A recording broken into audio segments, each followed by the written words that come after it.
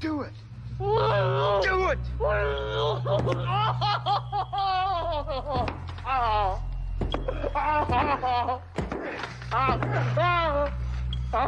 Remember, it's just a bad dream, fat boy.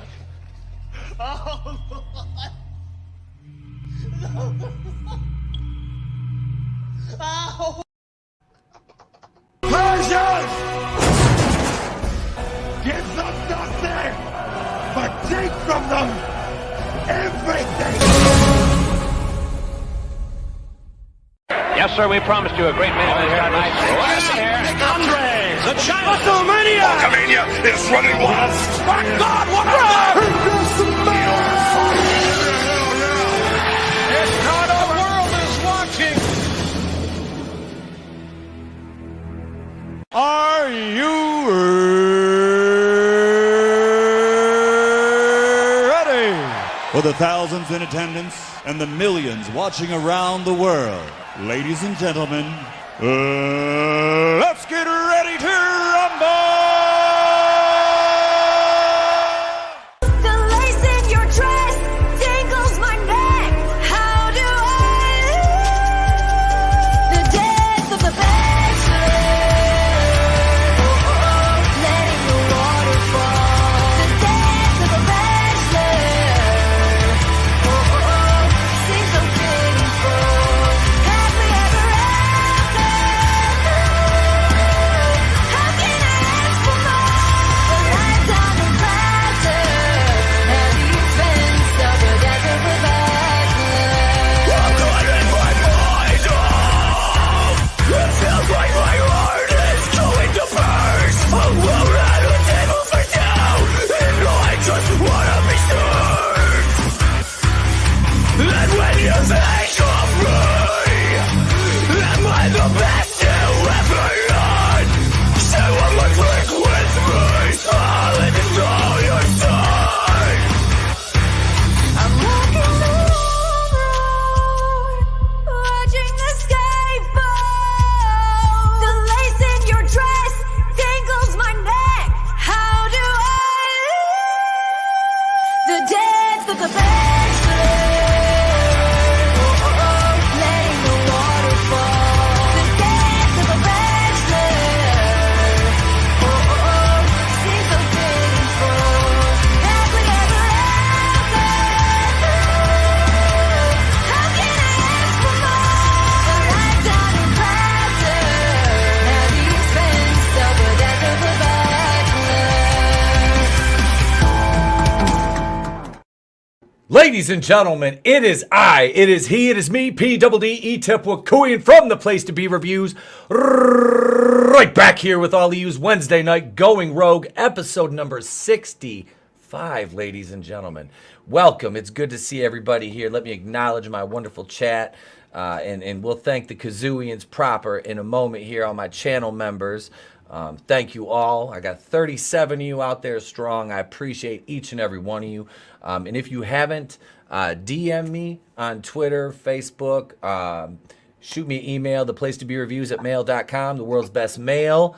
Send me your shipping information. I'll get you out your kazoo and your trading card immediately. I got a couple of them on hold right now. I'm waiting to ship out till I get a batch of them, and we'll go from there. But yeah, if you want the Kazooian welcome pack, let me know. And coming soon, that producers tier on the channel. Like I said, I'm working out all the perks on that tier right now as we speak.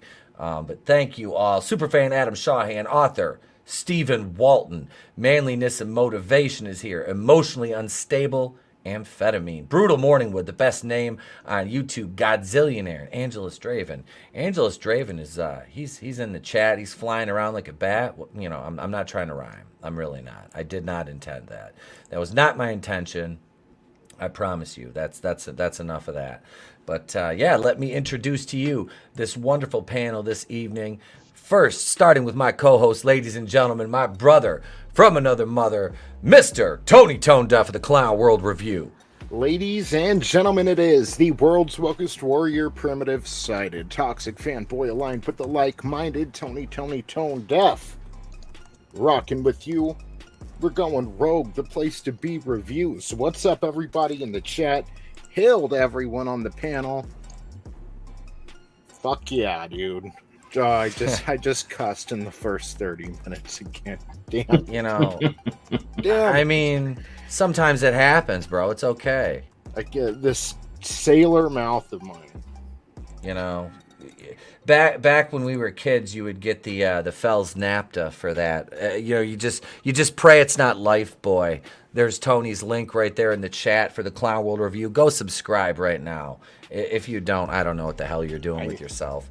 I actually just made it. I was, my wife called right as the show was starting. I'm like, all right, baby, I gotta go. I gotta be there for emotionally unstable amphetamine. She needs us all right now. Just full attention. So that's how we are. We're helping people here. We're curing the world's ills one problem at a time. Next up on the panel, he's a regular. We're the Four Horsemen on Monday night. He's our Tony Schiavone. Ladies and gentlemen, he is the fandom vampire that don't sparkle, but he sure do shine. Twinkle, twinkle, baby. It's Angelus Draven.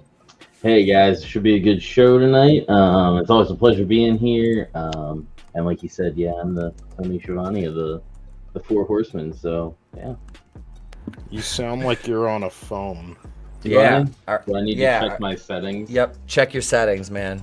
Check your settings, bro. Check them. If you don't, so help me God. You sound like you're on like a late 90s Motorola. He's like, hey, do I sound like I'm on old time radio? There we go. Is that better? yeah, that works. That works. There we go. Draven is there. He's got his sound check. Switching your shit. His soothing Dorset tones are back. There we go. Yay. Thank you for being here, Draven. He was the last minute addition to the program. Next up, he hasn't been on the channel in a long time, so I reached out and I want to invite him back on, and he was like, who the hell are you again? No, it's an honor to have him here. Ladies and gentlemen, we have a doctor in the house. He is Script Doctor PhD. Hey, thanks so much for inviting me tonight. Yeah, it's been a while, but happy to be here. Can't wait to talk some crazy topics with you guys. Dude, we should have you fight a Dega Outlaw. Like the battle of the doctors. Yeah. Well, he's actually got the degree for doctors. Mine's in like screenwriting. That's not real. I'm a professional wrestler. That's not real either. So we're both on the same level. We could be a tag team. Heck, I can do some wrestling. I got the body for it. There we go. All right. Me and Script are tag. That's it. That's a tag there. And there's a lot of drama to the story of wrestling between matches and characters over the season. So yeah, that's totally cool. We could craft something really really awesome there. See, this is it right here. We're working things out already. I thought all that drama was legit. What do you mean craft? What? It's still real to me, damn it. Yeah. It's still real to me, damn it. But thanks for being here, Script. Appreciate it.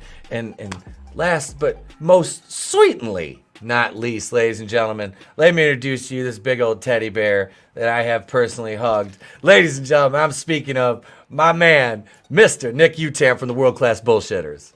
Yep, glad to be here on this wonderful Wednesday night, going in rogue with everybody. Well,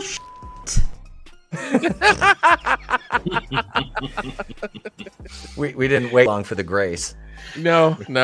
She always triggers me every time. It's like, oh god. She's like, it's weird because she's like, a Karen, but she's also kind of fuckable. So it's kind of like, I don't know what to do. Do I stick my dick in crazy or not? Never. Well, especially with someone that looks like a human bobblehead. Thank you. I mean, I think that's really just the camera angle more so than anything else. But when I first saw her reporting, I'm like, that head looks way too big for that body. Right. It's all that air is all it is. It's even more drastic after she lost weight, you know what I mean? Because her head stayed the same fucking size and her body got smaller. It's like, oh shit, it looks like one of those big ass erasers on top of a pencil. Like it looks like Lex Luger. Speaking of wrestling, modern day Lex Luger. Yeah. Oh, ouch. What up, 24 Eyes, Outcast Owls Live? Hail. Clone Geek. What's going on? He says, Nick, how's the bullshit club going? It's going good, man. It's going good. We're selling a lot of those shirts, a lot of the bullshit club shirts that are the, I guess the fan, like our version of the Eddie Munster shirt from Stranger Things, So everybody's doing that. Where we hopped into that bandwagon. We do have the bullshits club on there. Jeff designed them and they're selling out. I can put the link in the bio if anybody wants to buy one or they're looking forward to getting one. So I'll go scrounge up that link. Yeah, get the link and throw it in the chat, and we'll get it. And if you're not, I don't know if you're wrenched or not. If you're not, I'll wrench you in the chat, or just throw it in the private, and we'll post it. Either way, brother. Yeah, we'll post that up for you. I've never been wrenched before. This will be my first time. I'm gonna wrench the shit out of you. I'm gonna wrench the shit out of you. I know. I didn't. I didn't wait long. Gay. I did not wait long. Hey, we got one more member on the panel, ladies and gentlemen. He's he's one of my channel members, a good friend, a fellow rogue, ladies and gentlemen, author Stephen Walton. Dude, hail the chat. What's going on, everybody? Good to see you. Hey, Stephen, what's going on? What's up, man? Hey, man. How's it going? How you doing, bro? Welcome. I'm doing okay. I'm trying to adjust my mic because I'm on mobile, and you guys sound like you're underwater. So give me a second. All right, no problem. We are underwater. Right? I thought we were all in the Yellow Submarine. Anyway, Small Time Republic Hale says, Hale, Grace Randolph is more over than Lex Luger ever was. Ouch. Ouch. Ouch. I don't know. Hang on, there's Nick in the chat. I'm wrenching him right now. Are you ready, Nick? Are you ready? Yes. Uh-huh. There we go. There you go. It was quick. We're done. There. It's painless. See? Like a thief in the night. So good. Wait, let's see. Oh, Superfan says all the mix-ups, Nick can fix it in post. Oh, god damn it. Oh, jeez. That's the thing that Nick does not want to hear the most is, yeah, I'll fix it in post. God damn it, I was rhyming again. Fucking Dr. Seuss over here. Right to stay, it's actually a tree trunk. With the rest of the elves? Yes. Is he with the rest of the elves? Mound. The elves mound. Oh God, don't remind me. That reminds me of Lord of the Rings. I don't even want to think about it. I don't even want to think about that. We're not talking about Lord of the Rings right now. We're not going to talk about it. But what we are going to do is, ladies and gentlemen, what we do every Wednesday night this time. First, let me thank the channel members. Let me do this proper. Here you go. The following announcement has been paid for by the New World Order.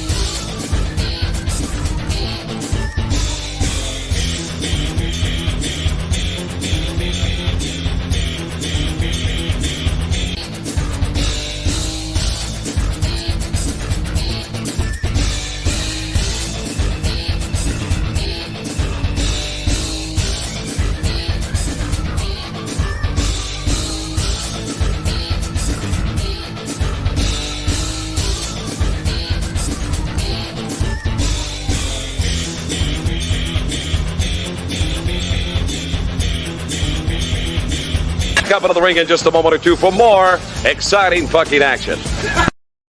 See, don't feel bad about dropping the F-bomb. Me and Gene did it too.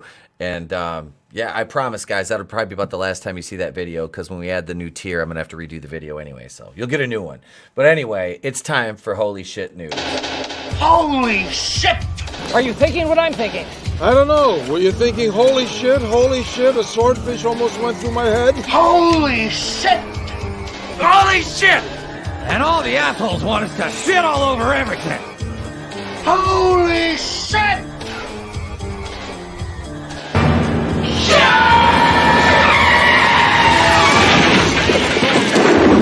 Where's the Tylenol?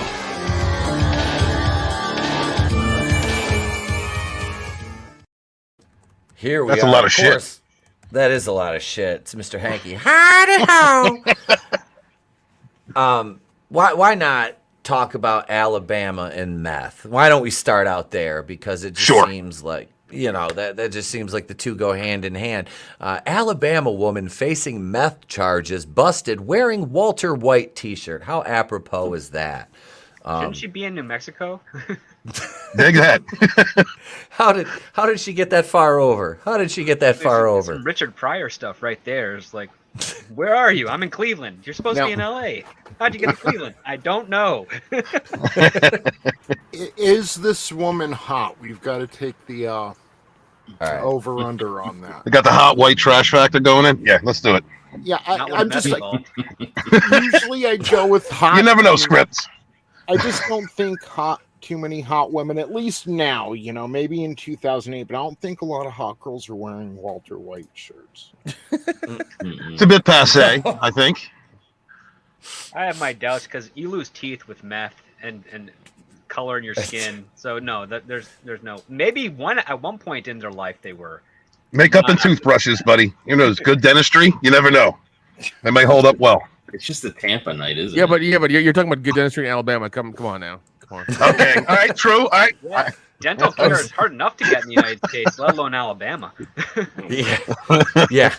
That's and plus you have to have like money and you have to want to go to the dentist, so that's also a problem. Yeah, and she's getting busted for meth, so obviously dental care is not high on the list of priorities. And there's more sugar in the U.S. toothpaste than there is anything else that you eat. So.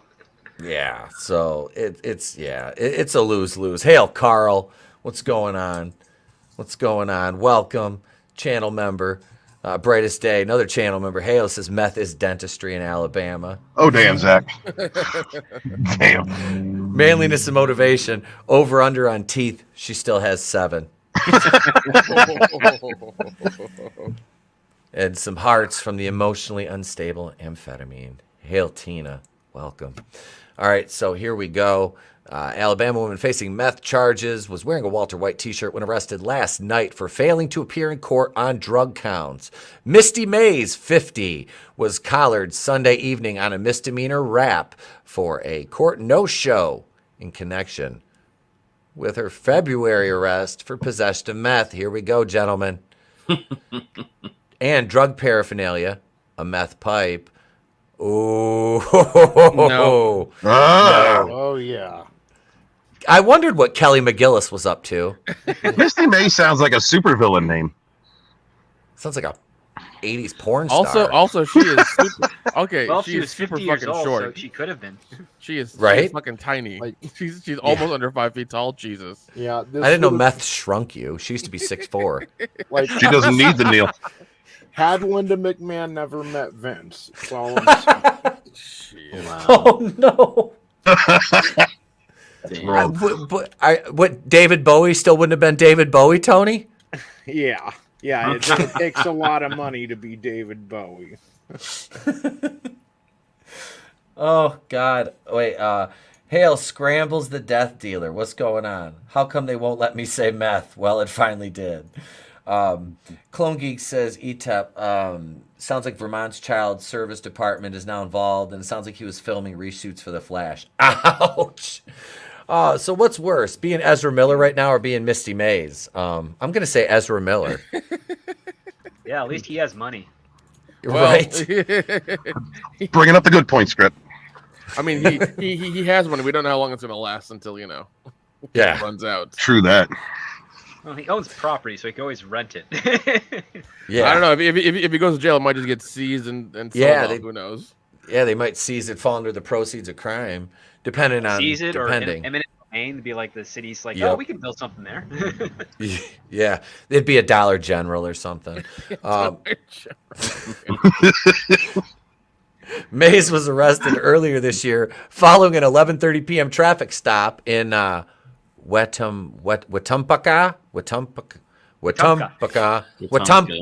Oompa Loompa Dee Doo, a city 20 miles north of Montgomery. A police search turned up the meth and the pipe, investigators say. Why didn't she just say she got it from the U.S. Department of Health? They would have been like, oh, carry on. She's like, it's a Hunter Biden standard issue. We're fine. We're all fine. Oh, God. It's It came in a government booster. issue. Okay. Oh, God. As seen above, when Mays was apprehended yesterday on the failure to appear rap, she was wearing a mint-colored shirt with a large photo of White, the teacher turned meth kingpin portrayed by Bryan Cranston in Breaking Bad. In the photo seen below, White, Cranston is pictured surrounded by stacks of cash. Mays is being held in the Elmore County lockup in lieu of $20,500 bond, according to jail records. Yeah, Walter White. I mean, they both have about the same skin. I'm not going to lie. Yeah, but one's a user, the other one's a maker. Right? See? Yeah, this one is, yeah. So, you know, big, you know, this is ultimate or alternate universe Linda McMahon, Misty, aka Misty Mays, as Tony said, right here. Had she never met Vince and she married Ted Turner. Oh God. Well, I mean, you know, what is it? Vince is up to almost $20 million now in hush money that he's used. Yes. Yeah. Yes. It does look like older Jane Fonda. Hang on a second. Hair is good. Yeah. If Jane Fonda let's didn't see. have her normal health kick, that's how she'd look, but she'd still be taller. Right. Wait a second. Hang on. Teddy.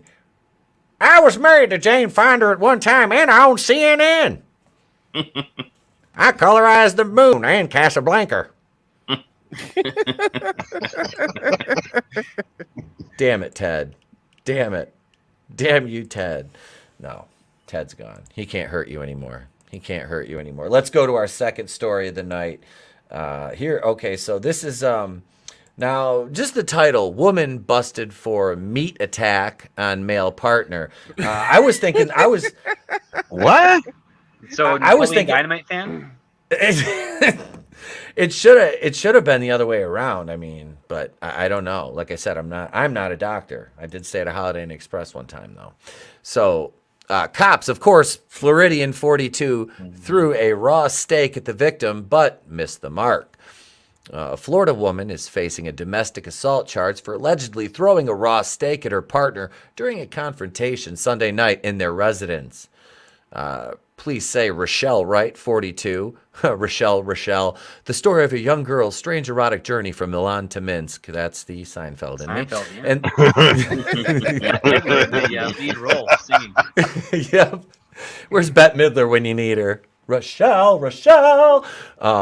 And then George ran her over at home plate. That she's in the hospital because Kramer wouldn't get her a lemon Italian ice. And the male victim were involved in a verbal argument and were intoxicated when the uncooked meat went airborne. Now, see, that could mean just a myriad of things. It really could. Yeah, don't Did say they dust uncooked this meat. meat for Prince to know it came from her Dust hand? this meat for Prince. God damn it. She missed because she's not supposed to be the meat thrower. Well, Stephen, it's 2022. Anybody could be the meat thrower these days. Yeah. That's true. I think you can put a strap on anything.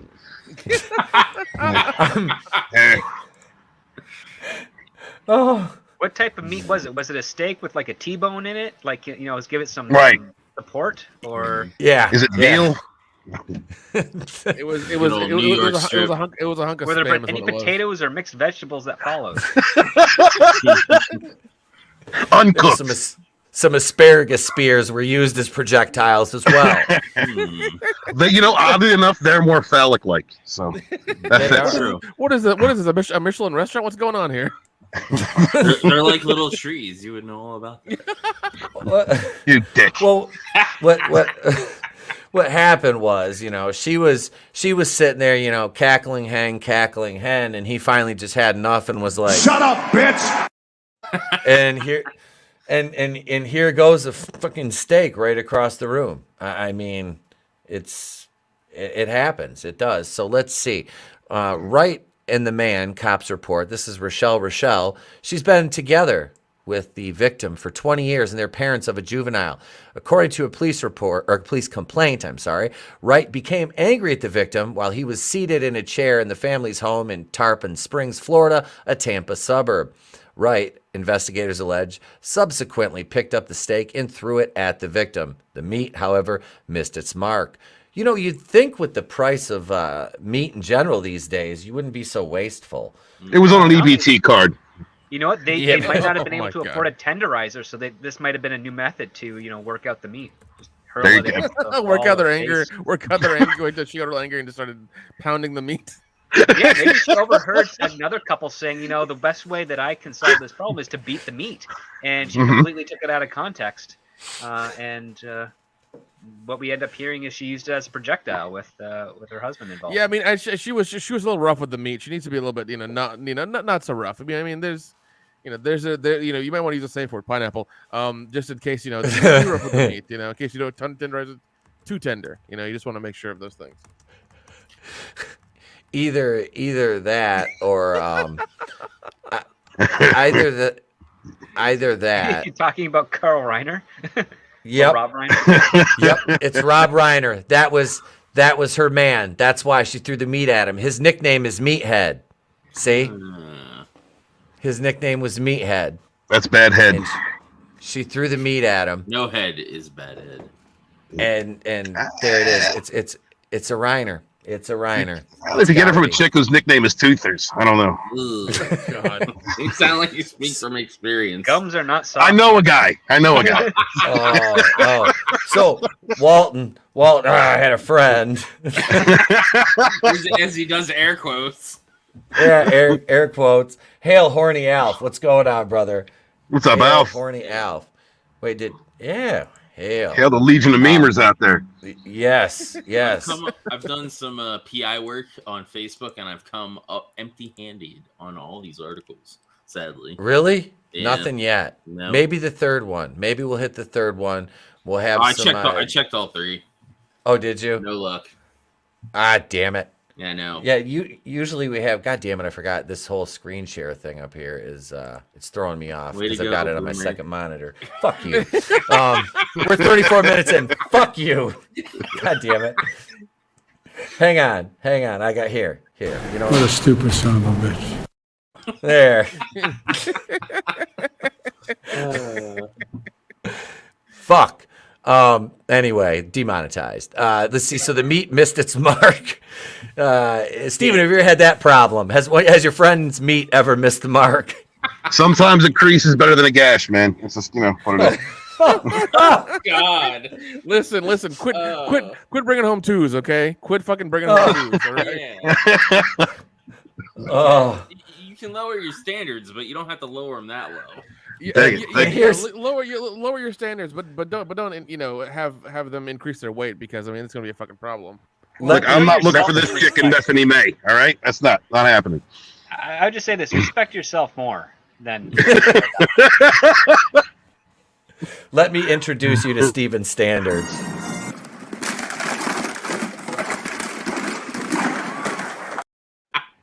You see my dating history. Thanks, ETAP. If I didn't rip you, it means I don't love you, brother. Dig that, brother. Dig it. Frankie, no. What up, Frankie? If she threw a fish, she could have got a job at Pike's Place Fish Market in Seattle.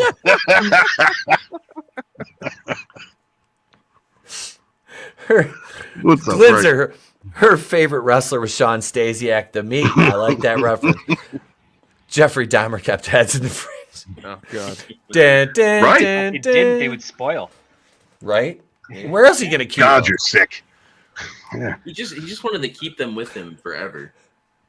No, because sometimes he got hungry and he wanted to talk to somebody, so he wanted to quick meal or whatever. So he was Didn't he raised attack never some to guy? eat dinner alone, so he always had a head at the table. Nice. So the complaint notes that the steak identified as a weapon was not confiscated by police. You know this, but she put it back on the stove. Put that back in the pan. Ooh, child. Wait a second. The steak was able to identify itself as a weapon? Is that what they're trying to do? No. Everything's identifiable. Everything. No. I just said the complaint notes the steak identified as a weapon was not confiscated by the police. It would have been better if the steak identified itself as a weapon. The steak starts throwing little combo, little two pieces. Yeah. All right. We up we above it says weapon seized, no, and type steak. Oh, here. You know, a police officer had to do that. Like, yeah. Yep. Here's the other part too. That evidence can go missing a lot easier without a trace, faster than anything else used as a weapon. The steak. Yeah, one of the cops used it, do that so he could grill it later. We're gonna have to confiscate this and put it into evidence. Are you kidding? It's gonna go bad. Marinate it first. At least another day out of it that way. What up, Rugo Better? Hail. Godzillionaire says high capacity assault steak. Yes. Yes. The Frankie. See, Script mentioned that earlier. That got her an extra. That put an extra couple years on the sentence. Pat Benatar, stop using steak as a weapon. Oh, manliness says my hamburger identifies as a steak. but it wouldn't have hurt as much as the steak. Nope. Well, you could actually say it's loose meat defense. So. Yep, it was a loose. It was a loose meat. It was a loose meat steak. Look, we're all fine. Everybody's fine. So she had some loose meat that she was flinging at her husband's head. Did you Gotcha. see the different types of meats or different types of items that are used as weapons underneath? No. Wait, there's a list? Yeah, well, you are ramen the National rampage. Ribeye Association, right? that protects the rights of using steaks as weapons.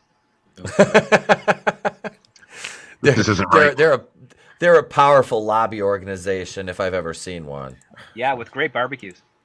Comes great responsibility. Right. With great barbecue comes great responsibility. Yes, I learned that on me Blickstone, bud. Woman blamed curious dog in pet sex case. Floridians. Yep, Floridians. Go figure. Yep. Busted for sex acts with a male husky. God. Yeah, that is not a Lucky Pierre. No. Yeah. The Florida woman charged with receiving oral from her dog confessed to the crime and told cops the male husky named Loki. Oh my God. Damn. Oh my God. Here, okay, boyfriend's named Thor. No. You want to know what's fucked up? One of my good friends has a husky named Loki. Oh God. I'm not even kidding. I'm not even Check kidding. your boy. Yeah. He's been burdened with glorious purpose. Why did I move to Florida? To be with your people, Stephen. To be with your people. Apparently. The dog was just being curious, according to the felony complaint. Christina Calello, Balamine, Christina here, 36, dog lady, and Jeffrey Springer, 39, were arrested Tuesday and charged with sexual activity involving animals, a felony. Police identified Springer as Caello's former boyfriend. So yeah. You know, she looks like she doesn't give a damn. He looks like, oh my God, my picture's gonna be in the paper. Okay. Yeah, with this fucking headline. But that dog that dog looks thoroughly satisfied. I'm just saying. I love when they cover the dog's eyes so it can't be identified.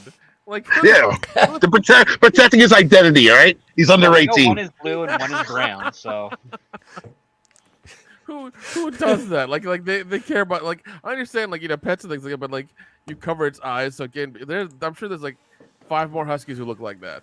Well, he's the only one there that isn't a bit ashamed. He's proud. like, Doggy. what's the big deal?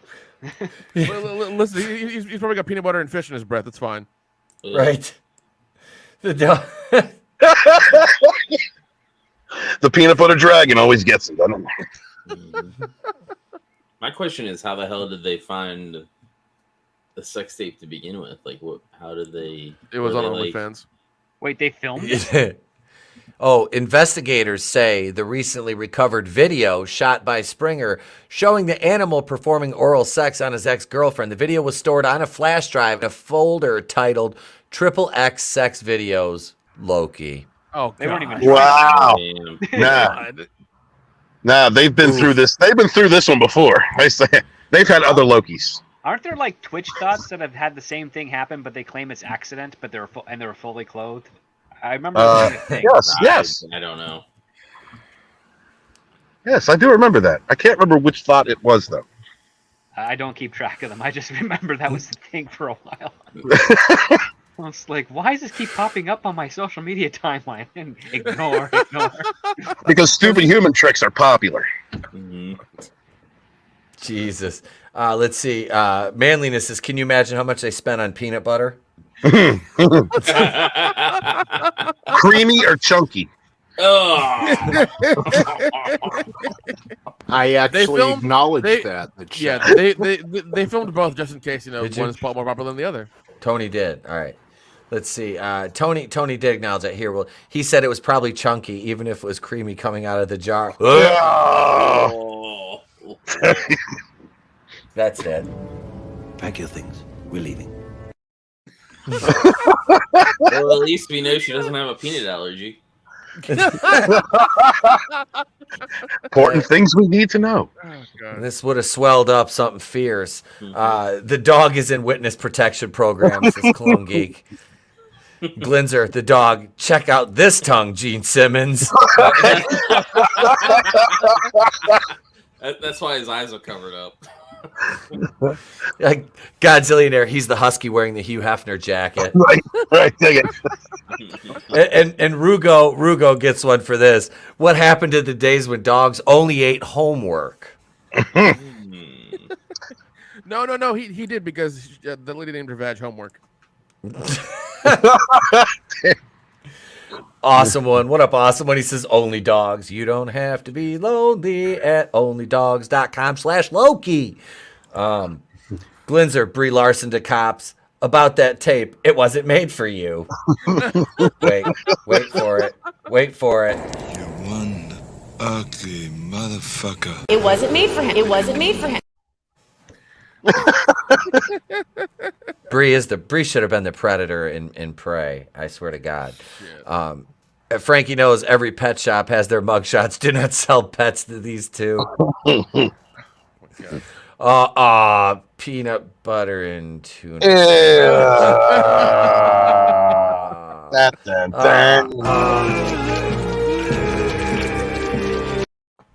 I think peanut butter and herring might be a bit more accurate.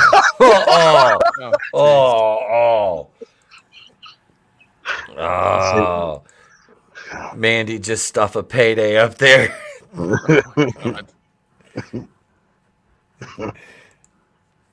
They went to the pounder. They call it speed dating. Godzillionaire. Oof. Wow. Good old Florida, ladies and gentlemen. Yeah, she looks straight ignorant. She's not ashamed. She's like, yeah, I'm going to do it again. Okay. Right? She's like, next time I'm going to get a Mastiff. Yeah. And she's also like, next time I'm gonna get one of those fucking ring lights from Walmart and fuck my boyfriend. It's fine. I don't need him anymore. Just put right. the phone in the corner there. Set it up all over my desk. Yeah. She's thinking one of these days she's going to teach that pet dog doggy style. God damn it. But didn't we have a story about somebody dying from a horse? I don't know. I don't know. Let's see. The recording was made in June of 2022, according to a complaint that does not reveal how police obtained Springer's personal USB drive.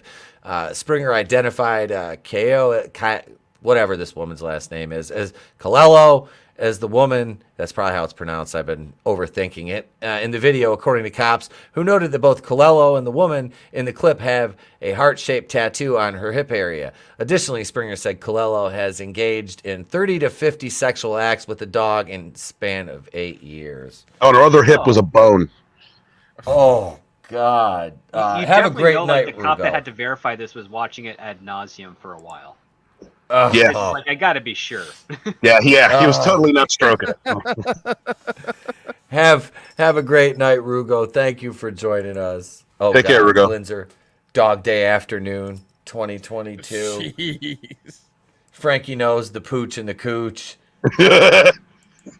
Scrambles the death dealer. At what point in a relationship do both parties agree that they're into this? Meth.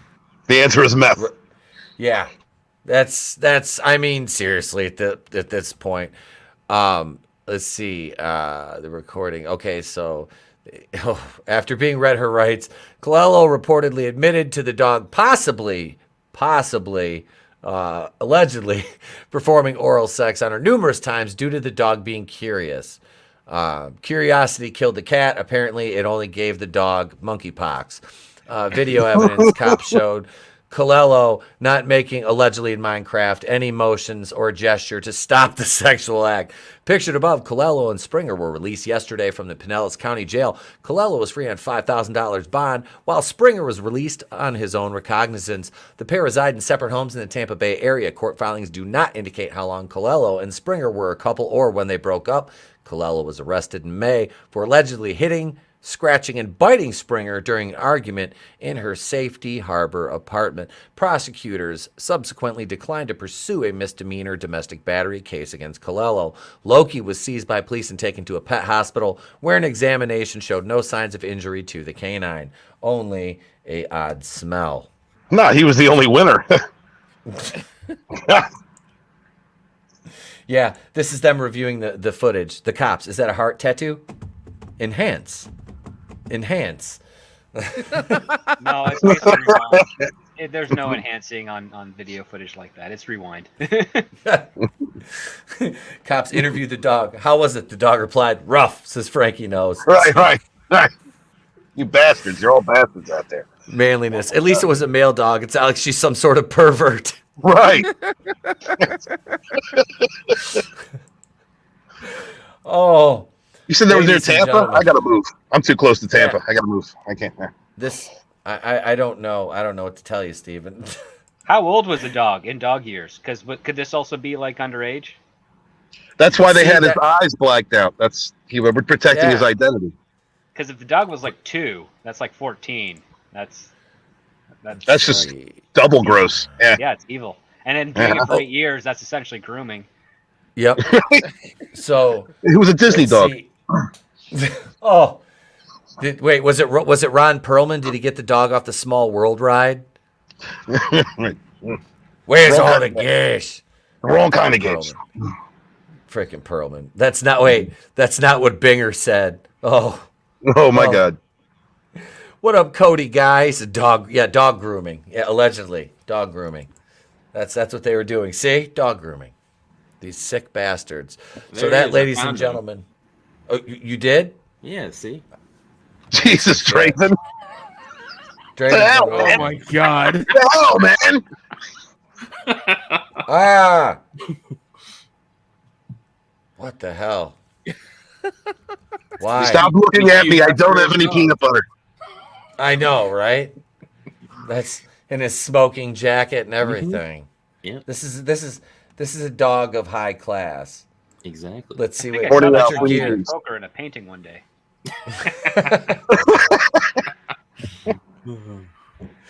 I love it. Richard Gere, a dog, huh? Oh, damn.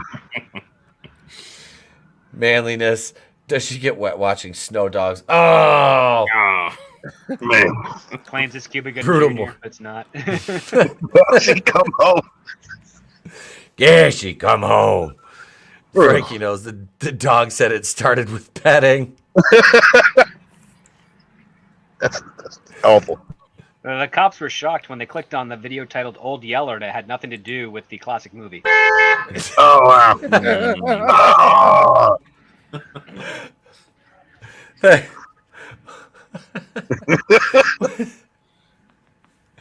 What do we got? Let's see here. So next up, ladies and gentlemen, we'll go into our main topic of the evening. But before we do that, I figured it was time to resurrect an old classic, and you know you got to do that sometimes here. So let me put it. I know I uploaded it here. Jesus, where's this thing at? It's killing me. You're killing me, Smalls. You're killing me. We're gonna have to go to a sponsor spot first, aren't we? Well then. Apparently, we're going to go to a sponsor spot first because here it is right here. Ladies and gentlemen, G.I.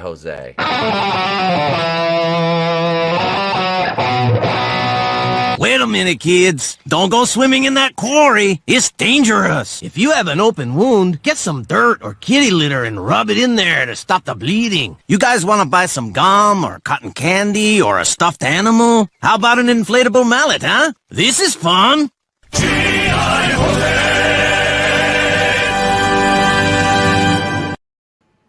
always listen to G.I. Jose.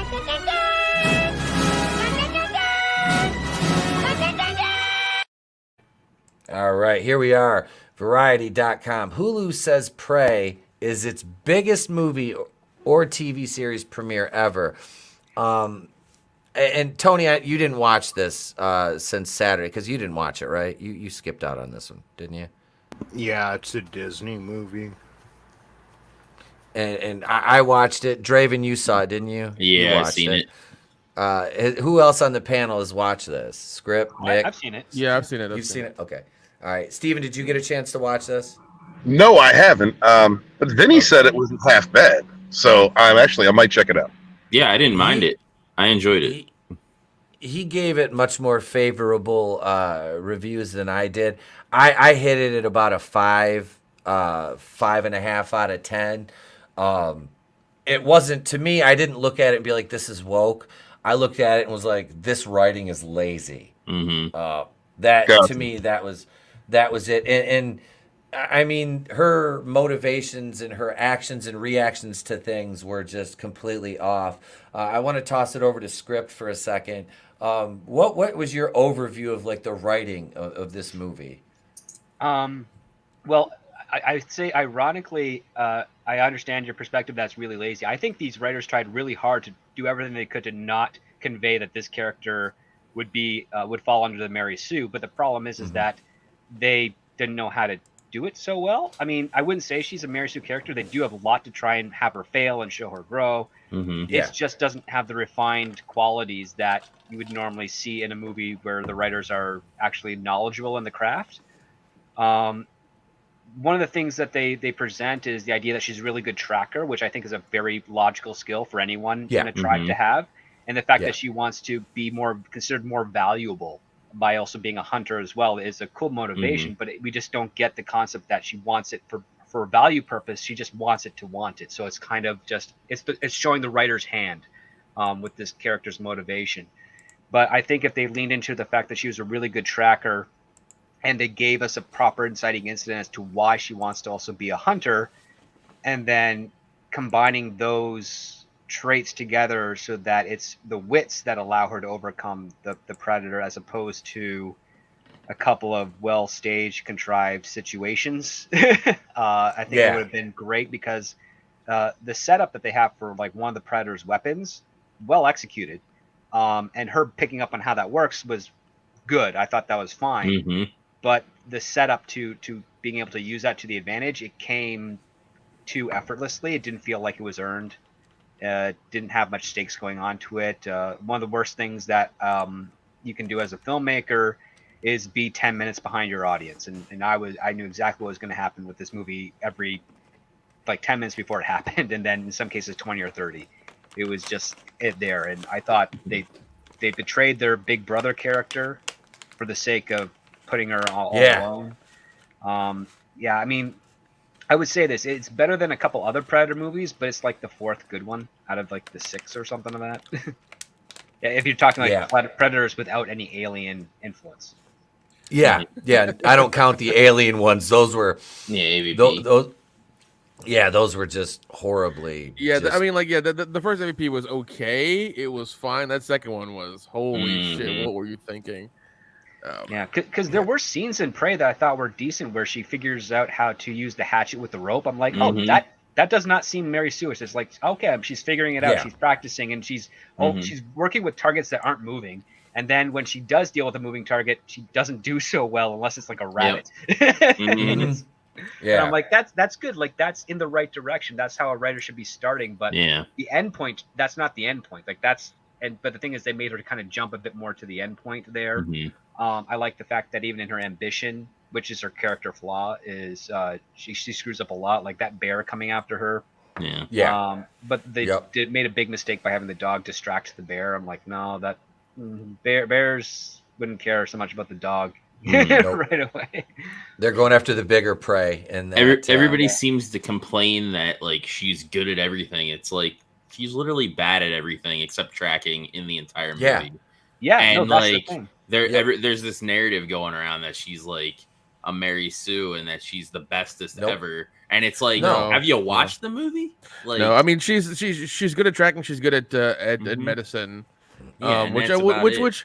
which I mean like, and I didn't like the fact that they made it in like 1715 to connect it to one fucking prop on the whole goddamn franchise. Yep. Jesus Christ, Which is not even part of where that prop comes from. There's a comic book that details where that came from. And I'm sure that's way better than this because when I saw the year, I kind of knew where it was coming from because I remember the prop. I'm trying not to ruin it for anybody who hasn't seen it. And it's one of those things where it's like, oh, come the fuck on, and also the blatant part where like her dog gets caught in the device.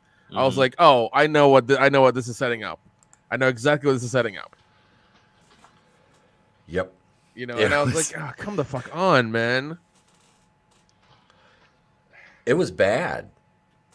That things it didn't seem to flow. Like I can't dissect it that well because it's not my wheelhouse, but it just things happened because the plot needed them to happen. The writer did not hide their hand. That's the thing. Like there's too many opportunities where the predator should have just killed her for the sake of killing her. Yes. Just let her go because I guess it assumed that she wasn't a threat, which is silly because the predator doesn't care at that point. It's there to hunt. And that's my understanding with the predator. Like it would have gone after the chick in the first Predator film if Schwarzenegger didn't tell her to get to the chopper. You know? And that's one thing I hated about it. They kept putting in the whole like skinning things in it, and I was like, it doesn't need to skin fucking everything. Yeah, It doesn't need to skin every goddamn fucking animal it comes in contact with. It's fine. Yeah. Skinned a snake. Well, it was gonna make a belt out of the snake, which I mean, is fine. It's okay, but like it skinned like damn near every animal it came in contact with. I was like, this doesn't all happen. the buffalo or whatever. Yep. That it's French apparently did that. The French did that. Oh, the And French. that French accent was terrible. Like all the French. Well, even then having the French show up all of a sudden, I was like, the fuck is this? Like, okay, Yeah. why? Yeah. Well, it gave them some white guys for her to kill. Jesus Christ. Speaking of Hollywood, I mean, this is them shitting on Native Americans again, so kudos to them. But also, like, I understand these are Native Americans. That's fine. But from what little I remember about history is like, there were men and women. They had jobs. The women, did the stuff on where the teepees were and things like that, or they foraged for food, and they only went out so far. And also, if they're the French out there and they're this hostile, and this girl goes off like from the group to go like practice her fucking axe throwing, shouldn't she get reprimanded for that? Because they can if she runs to the French and they get her, they're gonna kill her or something. I assume they didn't even know that they were around based on the story that they laid out. But like her dog got caught by like a fucking trap that was laid by them. Yeah, I don't know. I think it got the trap its tail. was really for animals more so than because they get caught by a bear trap, which they were hunting for bears or trying to protect themselves from bears. But yeah, like there were things like the French subplot was there just to facilitate the leaving a trail for the predator. It was completely not needed. Yeah, and like I mean, and also she had no motivation to become a hunter. She just kind of wanted to because I guess she was jealous of her brothers being good at it. It's like they're trained to. They're the men of the tribe. This is their job. This is what they do. You are supposed to do medicine and go get the vegetables. That's how it is. Sorry, it's 2022, and these are not things we do anymore. Fuck it, I don't care. But this is how they did things back then. That's how it should be. I'm sure there were women back then who could fight and who wanted to do things like that and stuff. I'm sure there was. But like, if you're gonna tell the fucking story, and also, I was very unhappy with the fucking ending. Like, the way it ended doesn't make any goddamn sense. The way I'm trying to ruin it. I really don't want to ruin it. It just doesn't make any fucking sense. Well, they allude to a sequel with like a native drawing in the credits, and I'm like, oh, jeez, come on. Well, and that's the thing is, okay, so we all know, like, I didn't know about the comic book thing with the gun. I just remember the gun from Lethal Weapon, Jesus Christ. Predator 2. It's Danny Glover. I mean, it is. Predator 2. He's a cop. He's a cop. He's basically, he's fighting aliens instead of, the evil 1 bad week guys. Riggs takes off. Murtaugh has to fight the Predator. Damn it, Riggs! But no, it was like I remember it from that, but I didn't know it was such a big part in the comics. And to see this now, it's like, so for those Predators to get that gun back, that means they have to come back and basically slaughter the Comanches. You know what I mean? Yeah, exactly. That's the thing. Is like, that didn't make sense. Because how would they get the gun to give to? Because they gave it to Danny Glover. So I'm like, Well, in the story of the comics, the gun is from a pirate that is at first being hunted by the Predator, but the pirate's also being hunted by something else. I can't remember what. And then the Predator and the pirate end up working together to survive. And the pirate hands the Predator the gun as a token of respect, and the Predator, I think, hands him something, vice versa. That would have been so fucking cool. That would have been a pirate and a Predator. That would have been so fucking cool, man. Yeah, I'm more for that shit. Hell yeah. But no, we got fucking Pocahontas over here. Actually, I would say it's more like a bad attempt at Mulan. Yeah, just play the video game without, and it's literally what the whole thing is: Native Americans versus aliens, and but they slapped the Predator name on it. Yeah, and it's like it would have been better if you had like two tribes who were like battling. Even the premise you can't from do that in Hollywood. Can't show that different Native American tribes didn't like each other. Yeah, they did it. They did it in Ace Ventura too. Yeah, those were Native American. That was African, actually. And I know that's even worse. God forbid I say that. But okay. But no, that's Nick, what it should have been. Don't bring up reality, Nick. Yeah, I know it's tough, isn't it? God. No, but that should have been what happens. Like two tribes battling, and then the Predator triggers their war finally, and it ends up slaughtering a bunch of them, and then like a few of them come together and they're like, "Fuck it, we got to get this thing," and they're all men. God forbid they all be dudes, and they at least kill the Predator, or injure him, and then or something like that. They injure him, or maybe they don't. They just fucking die, and both tribes just go extinct. Fuck it, because the Predator, he's more advanced. They should have just kept the brother along, and like how they were teamed up against the French. Yep. Man, they should have done that throughout the rest of the movie to try to stop the Predator. That would have been like a duo, No, Driven. We can't have straight men, win anything. I'm sorry. But he's a Native American man. It's not like he's an evil white man. But he would be the good hunter, and she would be the good tracker, and they use their abilities, what each one of them is good at, to their advantages to stop the threat. Yeah, I mean, and like that. You're a bigot. I know. That makes sense. Because even when the guy had gotten drug away by the lion, and they forced her to come with him because he was injured, I was like, cool, that makes sense. That entirely makes sense. She's good at medicine. She can help him out. Whatever, that makes sense. I get it. Even tracking the thing, yeah, cool. I get it. That's fine. That's on par with what we've learned. But then having this very tiny girl go against a fucking Predator, I'm just like, get fucked, man. Get fucked. And that Predator received some heavy blows that you'd think that would have died. Like it got a spike through its chest, and I'm like, Schwarzenegger would have killed for something like that. Got mauled by a bear. Well, also, they showed it with what seemed to be less armor and like older technology, which I kind of liked. I kind of dug.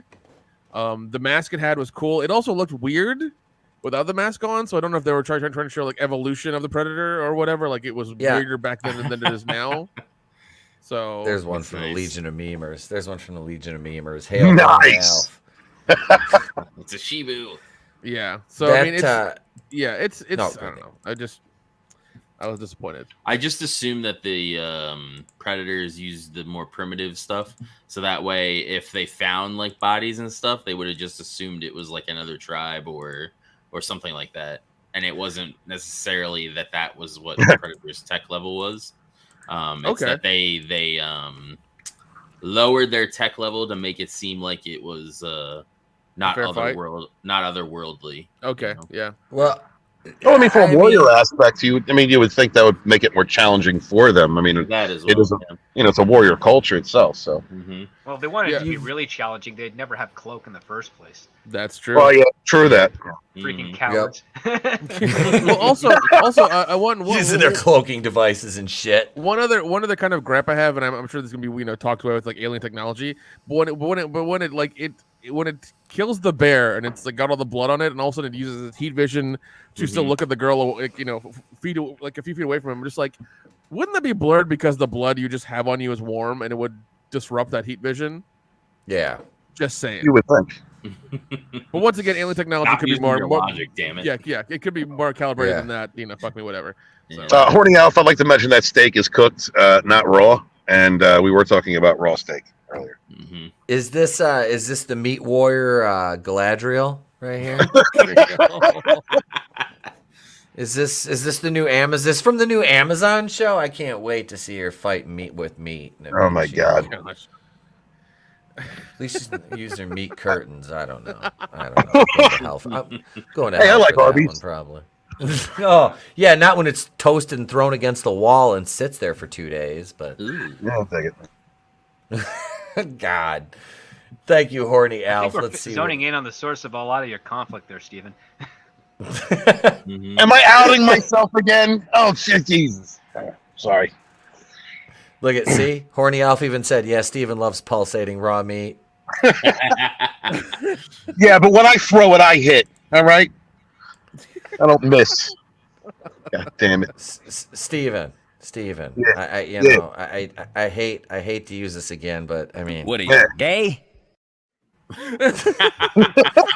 we accept you. We accept you. No judgment. No judgment. We just want to know. No. Let's see if we got any more here before we go back over to the article. But no, you're spot on with this. That was my problem with the thank you, Horny Alf, for the memes. Hail the Legion of Memers. Hail. Hail. No, I that was the thing when the brother did all the heavy lifting. I mean, you've got the Predator dusts off, like, okay, and we talked about this a little Saturday night, but so they're a tribe of Comanches. They're pretty. They're warriors, right? I mean, I don't know much Native American history. Navajo, I truly don't. Dakota. Not Were to sound they offensive, but they all have various levels of warrior class to them. Yeah, that's what I mean. Like, okay, so they had to have more warriors than what we got to see. I mean, because these guys were basically, they were like kids, Yeah. younger anyway. Like, I mean, I would say teenagers to like 20s, but I mean, so we really never got to see any, of their really, really skill outside of her brother, who, like I said, I think that character was wasted. There was a lot more potential, 100%. a lot more potential there with him, and he was good. Like, he never came across as condescending to me. No. I liked that character, and like I said, when I was watching this, I liked it. I was into the movie for about 60 to 70, 60, 65 minutes. I was okay. And then, you get the fight scene with her and the other cat, and I'm like, I can see a little bit of technique. All right, I'll let this one slide. But she like kills 15 like Frenchmen at once, and I'm like, I mean, I'm not complaining because they're Frenchmen, but I mean, at the same time, no. But seriously, I was just like, I mean, come on, is she Neo from the Matrix here? Like, Where she was sliding around and stuff. Yeah, that was a little crazy. I'm like, come on. It reminded me of Obi-Wan. I'm like, oh, look, Leia grew up. I mean, so I intend on seeing this film, like in all of your opinion, the panel's opinion. Am I going to enjoy it? Is it? I enjoyed No, it. you're not. I enjoyed it as just a one-time watch. I enjoyed it. It was like a popcorn movie. You could have it on in the background and kind of like glance over every now and then. Gotcha. Not something I want to keep on a flash drive for the cops. No. Okay. Definitely not. No, save Definitely not. save all your dog ball looking videos for later. Yeah. That's evil. There's no seeds on those buns. No seeds. He's got enough tree videos on his flash drive that he doesn't. Oh God! Oh, the trees. Yeah, I mean, like, yeah, if you want to check it out once and watch it, yeah, that's cool. It's fine. Mm-hmm. I will 100% say, yeah, she's not a Mary Sue. They do show her failing. That's also good. But just like when they get into a certain point, you know, it's kind of like she doesn't fight the predator at its full strength anyway. Do what now? I'm sorry, but oh, she doesn't even fight the predator at full strength anyway, because the brother and then all the Frenchman and all that stuff basically do all the heavy lifting for her. Okay, hold on. You're disparaging this woman. All right, that's not good in this day. Are you saying the man did the heavy lifting? I'm just saying there's this like woke narrative like that everybody's spouting that like she has done all this stuff to this predator. It's like, no, she fought a predator at the end that was like already just like beat up by that bear. Did she throw a stake at it? Beat up by those tribesmen. Frankie said hi. And then beat up by the Frenchman. And then she fights him at the very end. Mm-hmm. And they want to say, oh, well, she just beat this guy, this predator at full strength. It's like, no, just watch the movie. Yeah, what's up, Trey? Hey, Trey. Say hi. Hi. Hey, buddy. Say hi to Fire Turkey. Hi, Fire Turkey. What's up, Ice Talk? What are you doing up? You should be in bed. No, I'm not. He's got like what, a week and a half left before he goes back to school. So better enjoy it. How amazing is that? yeah, so he's like, oh, I'm gonna stay up late. Yeah, take advantage of it, guy. Hell yeah. Yeah, but he like the wife, when she has to go to the office, she like gets up at 5:30. She's out the door by like what, 6:30. It's like 6:30. He gets up. He's like, all right, Dad. I'm like, no. I'm like, go watch cartoons in your room. Let Dad sleep till at least 7. Rescue Riders. He's watching that Rescue Riders, like is it dragons, right? Or dragons? Yes. Okay. See, what else you got to say? Have mercy on your soul. Well, that too. I don't think I'll find any salvation there. I'm a vampire. There's not enough mercy for me. What else you got? I like Arby's. I'm finished. No. Did your Ooh, tooth that fall sounds out good, yet? Arby's. Your tooth didn't fall out? I had Kentucky Fried Chicken tonight because I was lazy and we had to go closing the house and we didn't have time to cook dinner. So I was like, original or spicy? I think it was original? I think it was original. It was Original. Hey, careful. Don't bump the shelf. I'm not putting the Palpatine mask I like on. their Nashville hot that they have. All right. No, you're fine. Go ahead, Draven. Their Nashville hot that KFC has. I really like that. It's pretty good. You like spicy food. All right. Yeah, I don't know where to go with that. I'm sorry. I couldn't think of anything perverted. Oh, there's Trey, so I ain't going to say nothing. Bye. Good night. Night. Good night. All right. Tell them real quickly that I have a really. I already did. What they say? They were just, you had the earbud in. I love you. Good night. Good night, Ollie. Good night. You know I need. You're supposed to say good night, Stan. Good night. He was There spared we so go. the bloodline can continue. Yeah, see? See? I don't even know what the hell. In the Dravenverse. Glinzer, I told him no more chopping Dad on the air. I was like, I'm not taking any more of your stiff ass chops. He works. I swear to God, he works like Chris Benoit. Just he hasn't tried to strangle me yet. So, Good Stuff Comic Skater. What's up, brother? That's my editor supreme right there. Good Stuff Comic Skater. The Yo-Yo Axe put her in the state of yo, just like the Smothers Brothers. A Smothers Brothers reference. I like that. Oh my gosh. God. I remember what the hell, what Gary Shandling, I used to watch Gary Shandling as a kid. All that shit, man. The Smothers Brothers, I remember them. But no, this got movie, booted off television back in the day a couple of times for some of their jokes. the Smothers Brothers, yeah, they pushed the envelope, man. Yeah, they had one comedian who used to make fun of Bible stories, like real cleverly, like not insulting religion, just real clever. Mhm. Like one of his favorite ones was the story of the burning bush, where a guy approaches and then he screams, "Ow, my foot!" And then the burning bush says, "Ha, got another one." You know, because Right. it's just really clever stuff, and you're like, yeah, that makes sense. Mm-hmm. It's like old Mel Brooks. That's good, Yeah. man. Yep. Yeah. And that it's funny too because like people get offended by that kind of humor, and it's like, are you not intelligent enough to? Oh yeah, Appreciate the joke. Yeah, and you know I was laughing before we get back on topic. I was laughing about like Muppet Babies. I was talking about that because they brought Muppet Babies back, and me and the kid were watching it because it was on. It was. I was so like, bad. dude, they did an episode based on like the African Queen back in the day. Empire Strikes Back. You know, it was just, or it's the original Star Wars. It was just like, oh my god! And like now the stuff is, it is. I'm watching it with him, and I'm just like, Is so it the like old ones, sort of CG looking too? yeah, it is. Like they changed the animation. They added a character, Summer the Penguin. I mean, she's all right, but I'm sitting here talking about the character development in Muppet Babies 2021 is still better than Prey. I think the writing is still better. Damn. No, this what you gotta do is introduce your kid to like old school shows like Captain Power and Soldiers of the Future, like that 12 episodes of like adult sci-fi presented in a kid-friendly way. That'll be one to watch. He's like, I got him the original Ninja Turtles cartoon from when, you know, our childhood. I got him that. He's got we got the original Masters of the Universe, which we watch a couple episodes a night. We've been doing that, and I told him when we're done with those, we'll get Voltron and G.I. Joe next. Oh man, yeah, that's good stuff.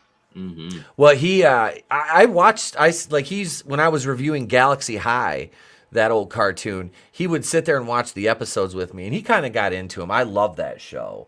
I still have to do the second half of the only season. I stopped doing that like a year and a half ago for some. I can't even remember why. But yeah, the old cartoons are the best. They are. And like I said, he enjoyed, you know, but you know, my wife used to get paid. He's like 2 years old, and I'm sitting there watching Rick and Morty, and he's chilling with me on the couch, and I'm like, shit. And now he's old enough to where it's like I said, he's sitting there watching, but like he went to the shelf legitimately and grabbed like Halloween 3. We watched it like 2 days in a row. Like he likes that stuff. Like he likes. He's been watching horror movies since he was like 4. Yeah, dude, that's how my nieces and nephews were whenever they were younger. But I always come over to my place and be like, "Hey, can we watch some scary stuff?" I'm just like, "All right, don't tell your parents."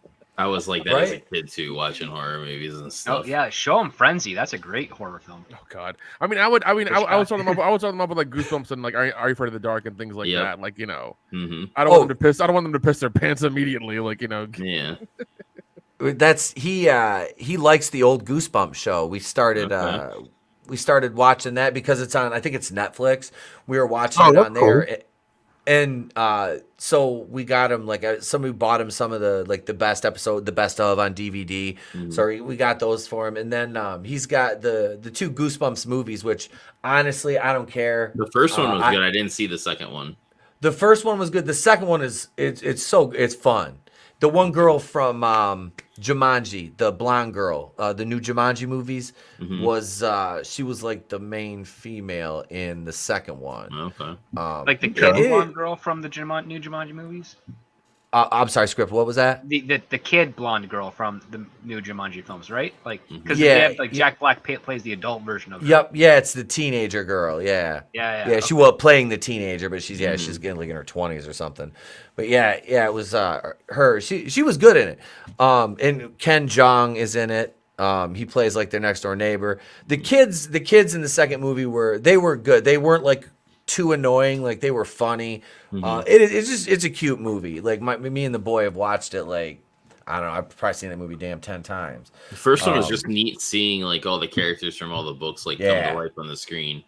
Like I think those are all shot about an hour. What is it, an hour south or an hour? Yeah, an hour south of Atlanta, Georgia. They're in a very small town there. Like they're both filmed in the exact same town. All right, because they had to make that pass where it was like the second one. Well, they're both set, and I think it's like the Northwest. I think it was. Yeah. They're supposed to be set in like the Midwest, whatever. But no, they're all shot in Georgia. Okay. I never knew where those were shot at. I think those were there were Sony. Sony did those. I think there were Sony releases, from what I can remember anyway. But no, they those are good. I actually read them the books too, like the old school. Nice. Oh yeah, he loves those. We get those, and there's a series called like they have Michigan Chillers and then like American Chillers, and the author is from like Indian River, Michigan, and he signs every copy by hand. We bought him like 10 or 15 of those. That's what he gets those kind of stories at bedtime. I was reading him an X-Men novel from like the 90s at bed, for bedtime. We read Red Gaze's Sunsworn book. His Red Gaze's 532-page space epic, Sunsworn, Wings of Vengeance. Yeah, we read that. That book was fucking great. So That's yeah, great. I get, I don't, I've read him kids books. I mean, he's got, all the Dr. Seuss stuff, but it's like, he's 7 and he's a tiny, like 40-year-old already. It's great. I warned his preschool teacher. I said, at that point, when we went to preschool, I said, I've been home with him for like almost 3 years at this point. I'm sorry. And after about 3 days, I was like, how's it? She goes, he's so polite and he's so caring. But yeah, some of the things he says, it's just like, he's a tiny old man. I'm like, yep. Just get him to the finish line faster. Like, just say to your son, women love mature men. So I'm keeping you young. Yep. Right. That was it. We were going out to eat the other night, and he was like, "I gotta go get dressed." And he goes, and he's got his little clip-on tie for pictures. And he goes, he puts his button-up shirt on. He's getting his tie on. He's got a little pocket square. I'm like, nice. Because he's dressing himself now, and he's like, he knows like when we go out, like I don't go all out like that. I'll depend on where we're going, but like. He's seen, so he's like, he's went got his little dress shirt out and his little tie and pocket square sit on one of his shelves in his closet. So yeah, he knows where I was like, he couldn't put it on. He was like, Dad, I'm like, no, buddy, it's 95 degrees. We can wear shorts and tank tops. It's not that kind of restaurant, bud. That's awesome that he thought of that though, man. He and that's, but I mean, I joke, but I'm trying to raise him right. I'm trying to raise him right. He's a gentleman though. That's like, it helps that I work at his school. So I keep an eye on him, and when he gets out of line, he hears it just like the other kids. But no, good job, Dad. All the teachers it does. It makes me happy. Like, no, he's one of the most polite kids. I'm like, okay, cool. I'm like, just teach him the best response to like an insult, which is like, just call out their age and be like, you haven't even lived on this planet long enough to even know what you're talking about. Like, you're 7 years old. What do you know about cool? You want to talk about cool? Let's go talk to my dad. He's 40. That's way more than 7. He's seen stuff. He's seeing these things that'll turn you white. I've seen it. I've seen it. I've seen it all, baby. But no, so yeah, that's about as interesting as Prey got right there. Yeah, I mean, honestly, if you want to check it out, definitely watch it. But like, it's I a popcorn movie. I saw Frankie say it earlier. No, yeah, it's like I trust Vinny, and he told me, he said it's worth a watch. So I mean, yeah, no, definitely a popcorn movie for sure. But like, I'm not buying it on Blu-ray and putting it in my fucking collection. That didn't happen. No. So. Okay, I got you. All right, it's a one and done. Yep, that was it. And don't even get me started on they/them. Oh God. Actually, Kevin Bacon has the best performance in that movie, but he did. It should have been a satire, an ironic satire where all the kids' presuppositions of what they are completely challenged, and that's what's the horrifying aspect of it. It's like, wait, I'm not. Are they them? It's like, well, define what that is, and they can't. I mean, that's your horror story right there for that audience. Yeah, but it is an inverse of the camp slasher film. Without spoiling it, it is an inverse of it. That the people you think are going to die are not. Yeah. But, I mean, I'm a sucker for camp slash films. I'm a huge Jason fan, but I'll check it out anyways. So I think I share the VOD thing it's on with my brother. So I mean, I'll check it out. Because I'm interested in it because I heard about it. And he's Bacon's in it. I'm just like, what are you doing, buddy? What's going on here? What's happening? I think he was trying to get back to a camp horror setting because that's where he got his start in Friday the 13th. Yeah, he did. Yeah, he did. He did Friday the 13th. Then he did Animal House. He also needs to do another really good, strong comedy because, a decade ago, he did a comedy short film about, you don't know how hard it was to live in the 80s.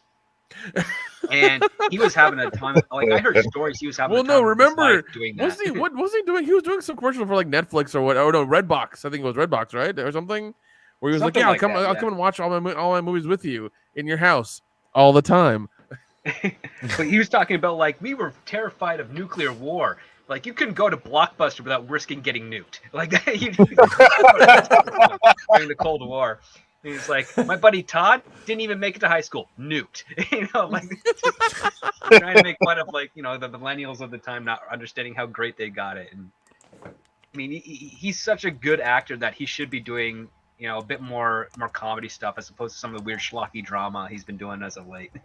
Yeah, he is a very eclectic actor. I mean, he's done so many different types of roles, and he had Robert Downey Jr. went down, and he had his high points and low points. But I mean, overall, he can pull off damn near anything, whether it's intimidating, comedy, suspense, thriller. I'm really impressed by his jacket of. Well, he did something that was really, really smart, and it's one thing that anytime an actor asks me for advice, I do the Kevin Bacon approach, which is do a number of roles to establish your brand before you do the dark sexual predator stuff. Because if you do that at the start of your career, you are stuck with that for the rest of your life.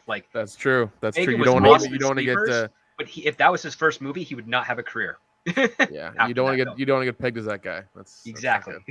They want to get pegged. Period. That's true as well. This is true. This is true. Manliness and Motivation says sleepaway camp is good for young children. Oh my God! According to the teachers union. Oh Jesus! Okay, wow. Okay. Does everybody here know what that is? Does everybody here know what that is? No, educate me, Nick. Do you really not? Steven? I watched it on Nick's recommendation. Okay, yeah. It's the first trans horror movie that's ever existed, and probably the best one ever. Really? Mm-hmm. Yeah. I'm gonna have to watch this. Is that what you're telling me? Well, okay, yeah. I would watch it because it's culturally relevant. It's one of those things that one of those 80s horror movies that everybody's seen and knows what it is. And if you mention it, people will be like, "Oh my God, you've seen that? Oh yeah, this and the other." This is one of the things. Okay. Yeah. The ending will really fuck with you though. That's for sure. Dude, that shit. I was editing a video watching that, Nick, and the end came, and I'm just like, I'm moving my camera down. I'm like, oh, and then it just ends. You're like, oh God, that's it. That's it. Ugh. Yeah, and then for part 2 and 3, Springsteen's sisters in those movies. Wait. There were sequels? There's sequels. Yeah. I didn't even know there were sequels. You didn't. Oh no, there are. There's Sleepaway Camp 2 and 3. Actually, there's 4 and 5 as well. But 2 and 3, Jesus, have Springsteen's sister in them. She's never done a convention, which I think is terrible. She should totally do one, or at least leverage one so she can make some fucking money. Because she could offer premium for that for sure. But no, I mean, yeah, they're fun, ridiculous horror movies. They're really good. Nice. I'll have to check. Yeah. I'll have to check the second one out. I mean, I sat through all 3 Maniac Cop movies. Those are great. God rest Robert Zadar's soul. Him and his huge fucking face. And Bruce Campbell's in it too. Yeah. Yep. And Tom Atkins and his glorious mustache. All hail Tom Atkins' glorious mustache. Somebody drops a super chat. We're playing the Tom Atkins bumper tonight. What is it? I have recently acquired this last weekend. I acquired all the Andy Sedaris movies on Blu-ray. Oh, really? They're all on Blu-ray. All of them. I have them all on Blu-ray. I need that. I went to that Grindhouse video place in Knoxville and bought them all. You know, because it's one of those things where it's like I could have gone to Amazon, but it's like I'm gonna give my money to this place so it can keep going. Hell yeah! Because that place is fucking wonderful. I love it. That's awesome. God damn! I wish I had something like that on me. I know. I'll order them. I should just take a trip to Tennessee just for no reason, just to go buy DVDs and hang out with Nick. There you go. And meet Kane, the governor. I'm gonna go. He does. Is he running for governor? He already is governor. No, he's mayor. He's mayor. I thought I was saying he's a mayor. No, he's the not big governor. the big red mayor. Yeah, I was gonna say he got reelected too. I want to see him chokeslam somebody in a city council meeting. Yeah, I know. Fanboy Expo's in like October, things like that. But like they'll get a table and like fucking sit there and sign shit. He'll wear the mask and everything like on a Saturday. It's crazy. Nice. That's awesome. That is like what a cool like. He seems cool. I like Kane. I do. I like Glenn Jacobs, man. Seems like a good dude. Like if you can ever find his political ads for when he was like campaigning, it is the most hilarious thing, because I think it's a camera like panning to the left, and he's like building a wooden fence. He's like, "Hi, I'm Glenn Jacobs. I'm running for mayor of Knoxville," and it's the most milquetoast like fucking Norman Rockwell shit you've ever seen in your life. And it's hilarious because we all know who he is and where he came up from. Right. Right, and he's got his family running. He's like out with his family in the front yard, like running in slow motion, and like all this stuff. Like the music is playing, and he's like, it's like I have family values. I have morals. It's like, God damn it, dude! You slammed people, you choked some people so many times to the fucking ring. Like, calm down. Yeah, we get it. You put people through tables. We get it, dude. He just puts his hands up in the air, and then the white picket fence, the flames come out of it. Yep, pyros. That's what he should have done. That would have been funny. But it's he just stands in front of there and just flips his hair back and. There's two kids come up to try to beat him up, and he just choke slams them. Oh god, that would have been great. But it's like watching the guy you partied with, like become like mayor of a small town. You're just like, I know this fucker. Right? He drank and like he was puking in my fucking toilet. Like he was drunk for a week solid, and he got a D in fucking college. But he's become mayor of this town. It's like knowing that. It's like knowing that about somebody. It's fucking weird. It's weird, Frosk. It's weird. Oh shit. We do have one more topic to get to before we wind the night up, ladies and gentlemen. But let's see here. Before we do that, I'm trying to find it. Here we go. Let's one more time before we retire it.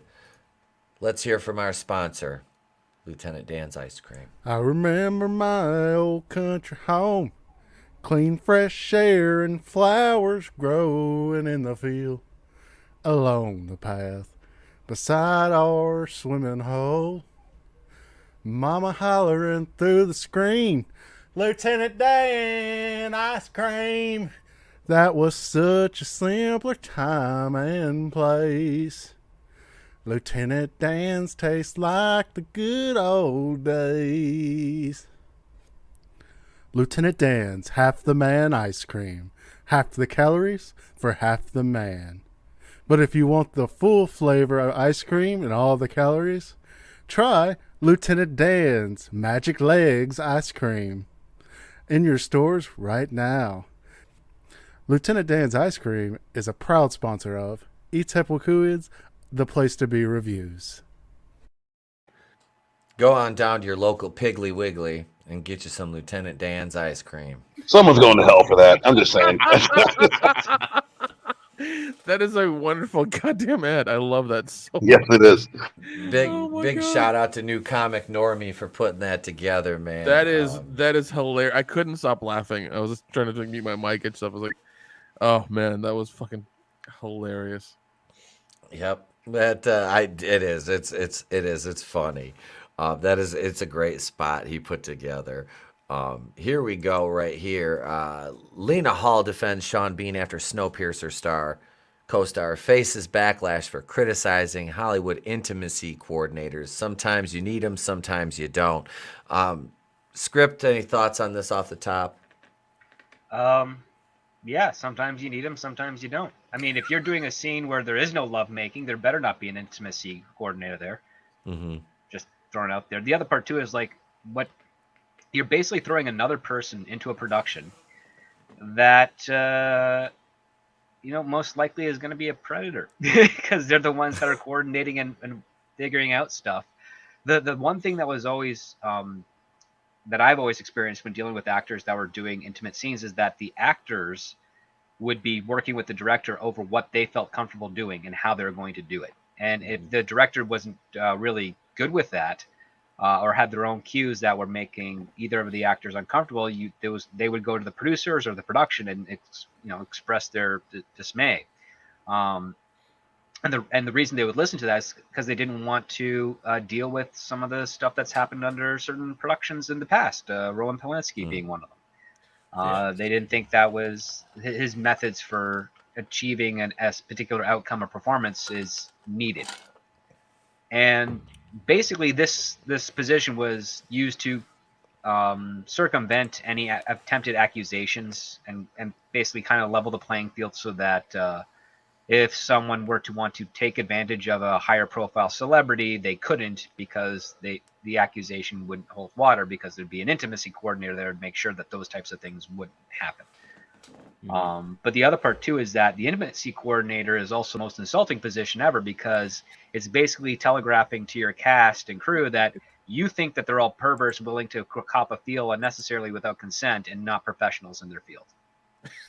One, I love having an industry professional on the panel. Two, he used the word dismay. I haven't heard that on YouTube in forever. Script, I love your throat hole, man. Love it. Oh God. Well, I mean, and so somebody like me who's seen all of my friends' buttholes while filming. Yep. When that happens, I mean, like, and I just recently I shot a short with the director was also the main character, and we had a hard time getting the sex scene for the end of the short. And we had a friend of ours who used to live in Atlanta, who's California now, but came back into town, while we were shooting it. And we asked her, and she's married to one of our friends. Like, she's very much married. We know this and things like that. He talked to her, and he got it cleared up. He's like, listen, he said, Nick's filming. You've worked with him before. He's cool. I'm doing this. We're doing this at your friend's place, so everything's gonna be fine. Are you down with it? And she said yes. Even when I was filming it, I asked the director. I was like, "What do you want me to like? What's happening in this scene, and what do I need to get?" And he's like, "All right, we're gonna go against the wall, go on the bed, flip over, and then blood. There's gonna be blood everywhere." I'm like, "All right, cool, got it." And then he's like, "All right, after that, we're gonna do like individual shots of all the positions and things." I'm like, "All right, cool, got it." And then I asked the girl, I was like, "Is there anything you don't want me to get? You don't want me to what's up with that?" She's like, "Oh, just don't get a full vag shot." I'm like, "Okay, cool, gotcha." And we filmed for 30 to 45 minutes, got all the shots, he reviewed them, and we were out. It was done. So I mean, like, and obviously she trusted us. She was in a safe place. She knew we worked before, so she knew everything was cool. And I think that's important. I mean, on the last movie I did, we had two females come in who would never work together, and we asked them to do a lesbian scene, and they were entirely down for it. They were entirely down for it. Of course, we were very careful, made sure we went through everything with them, and stuff like that. I think as long as you say what you want and you can talk to them as adults and say like, "Hey, I want this, can we do this, is this cool? If not, we'll change it." And you kind of like and you offer that trust to your actors and to the people in production. Everything's fine as long as you treat them like adults and be like, "Hey, I want this. Can we get this?" And even if the actor's like, "No, I'm not comfortable," it's like, "Okay, let's work around it. Let's see what we can see how we can still convey this idea and make you feel comfortable." So I mean, that's how me and my friends have done things, and it's worked well so far. Nick, are you accepting applications? From females. Okay. All right. Don't worry, he's in transition now. Goddamn. But no, I mean, like the independent stuff I do, like that's how it is. But as long as you're treat people with respect. They read in the script. Oh yeah, you both of you are fucking. It's just kind of like, all right, what do you want from this? Like, this is what I want. You talk to them and say, "This is what I want to convey." They're usually cool about it. You know, and as long as you don't do too many takes to, you know, be perverted, like if you do like, you know, max like 3 takes and then move on to the next setup, you're fine. If you do more than that, they start questioning, you know, you're fucking what the fuck you're doing. But you know, usually if you do it, you know, quickly and timely and, you know, get stuff you know you need and stuff like that, everybody's cool. Everybody's cool, you know, so. There you go. All right. Nick, are you a biologist? No, I'm not. I've just filmed a lot of my friends' buttholes. That's what I do. He's a buttholeologist. Goatsy expert. All right. Proctology. Yeah. Okay, got it. Yeah, and you know, I mean, and like I'm on the fucking like low end independent side of this. We don't have a fucking sexual fucking coordinator. We ain't got that kind of money. Yeah, you can't talk about buttholes and then speak about low ends at the same time, Nick. You got to separate that. Just a little bit. We're not in the budget of we're not in the budget of having an intimacy coordinator. I mean, we got Carl over here. Carl, can you coordinate this intimacy? Hey, smash it from behind and try not to facial her yet. All right, okay, good, we got it. Carl said this is what we're gonna do. ETEP understands. Carl, who knew Carl? Where did Carl even come from? We need to class this up. Script, can you talk again, please? Please, buddy. Please. All I'll say is that having the fact that I've never heard a negative story about Sean Bean, I think he's actually in the right with regards to taking the craft seriously, because that's really what it is. Like, my girlfriend deals with various private companies that have like no dating clauses within their structure, and the only reason they have them there is they're afraid of getting like a sexual harassment lawsuit. And my response to that was, oh my God, they do not care who they hire, because if they did, they would never have to even think about a sexual harassment lawsuit, because they would pick up on that through the hiring process, right? You're like, hey, how do you treat women? Well, I have no problems, or flirting or whatever on the work job, or if I'm, like those types of things, or even just within the probation period. If it's a customer or something were to say, hey, your sales staff keeps on flirting with me and I tell them to stop, it's like, okay, that's basically a red flag. Goodbye, you're done. Yeah. But the fact that, she's dealing with companies that don't even care, it's like they just need a body, they don't care, and then they're just going to control their behavior and think that's going to be a solution, where it's like, no, maybe you should probably spend more than 5 minutes interviewing someone and then let people, because again, in work environments and social environments, people find common things and they, experiment with dating and see if that's going to lead to a relationship. And there's nothing wrong with that. And the fact that there's companies out there that say, oh yeah, if you want to date a coworker, one of you has to resign, or one of you will be fired. It's like, no, that is like next level abuse of what you're doing and stuff. And yet they're out there doing this, and Hollywood's doing that in the same way, because unfortunately actors are really stupid overall. They are moronic. No. And when they are in fake relationships on film, sometimes they become real, and they play that through. Like, look at what is it, Zendaya and the kid that plays Spider-Man, Tom Holland. Jim Carrey as well. Jim Carrey many times. Actually, I think the only person he dated that he wasn't in a role with was Jenny McCarthy, because I don't think they ever worked together in a film formally. All right, well, if I ever get to work with Nick and I want to date him, I am not quitting. That's all I'm saying. Well, commitment is helpful. But the other fact is that those relationships don't last long. Really, rarely do they ever last long at all. Like, it's going to be a twin flame experience.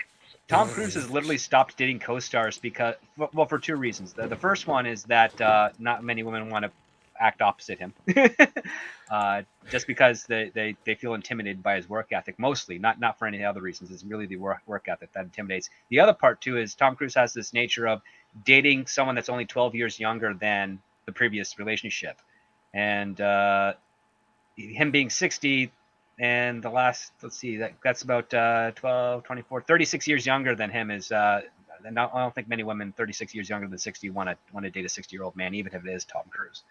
So right. I think that the boat has sailed on that point there. So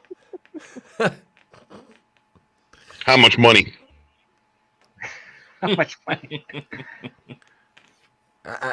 I mean, there's always some young actress looking for a boat daddy. I mean, Well, I mean, Listen, I'm sure there's definitely some actors out there that's between 24 and 30 that would gladly date Tom Cruise or be with Tom Cruise for whatever reasons, but it's asking a lot, because even at that point, like even Clint Eastwood got into some flack for a bit because one of the last relationships he had, the woman was like I think 40 years younger than him. Oh my God. And yeah, she's the mother of Scott Eastwood, I think, or He's something. 90. He's fucking 90. Yeah. He's 90 years old, of course. He's rocking And a Komodo dragon. So yeah, clearly he has someone that he's with someone he's old enough to be their grandfather. Yeah, his foreskin's got foreskin. That's a shame. She deserves to get paid. God. I'm sorry. Don't listen to me. I'm sitting out front of a Days Inn. I'm drinking my second twisted tea, and I'm just eating pizza from 7-Eleven. Don't be like me, guys. Save yourself. So, with you and Nick, which one's the power bottom, Walton? I mean, Nick's the bigger guy, so, he's like the bear. You know what I mean? So. No, I don't think I will.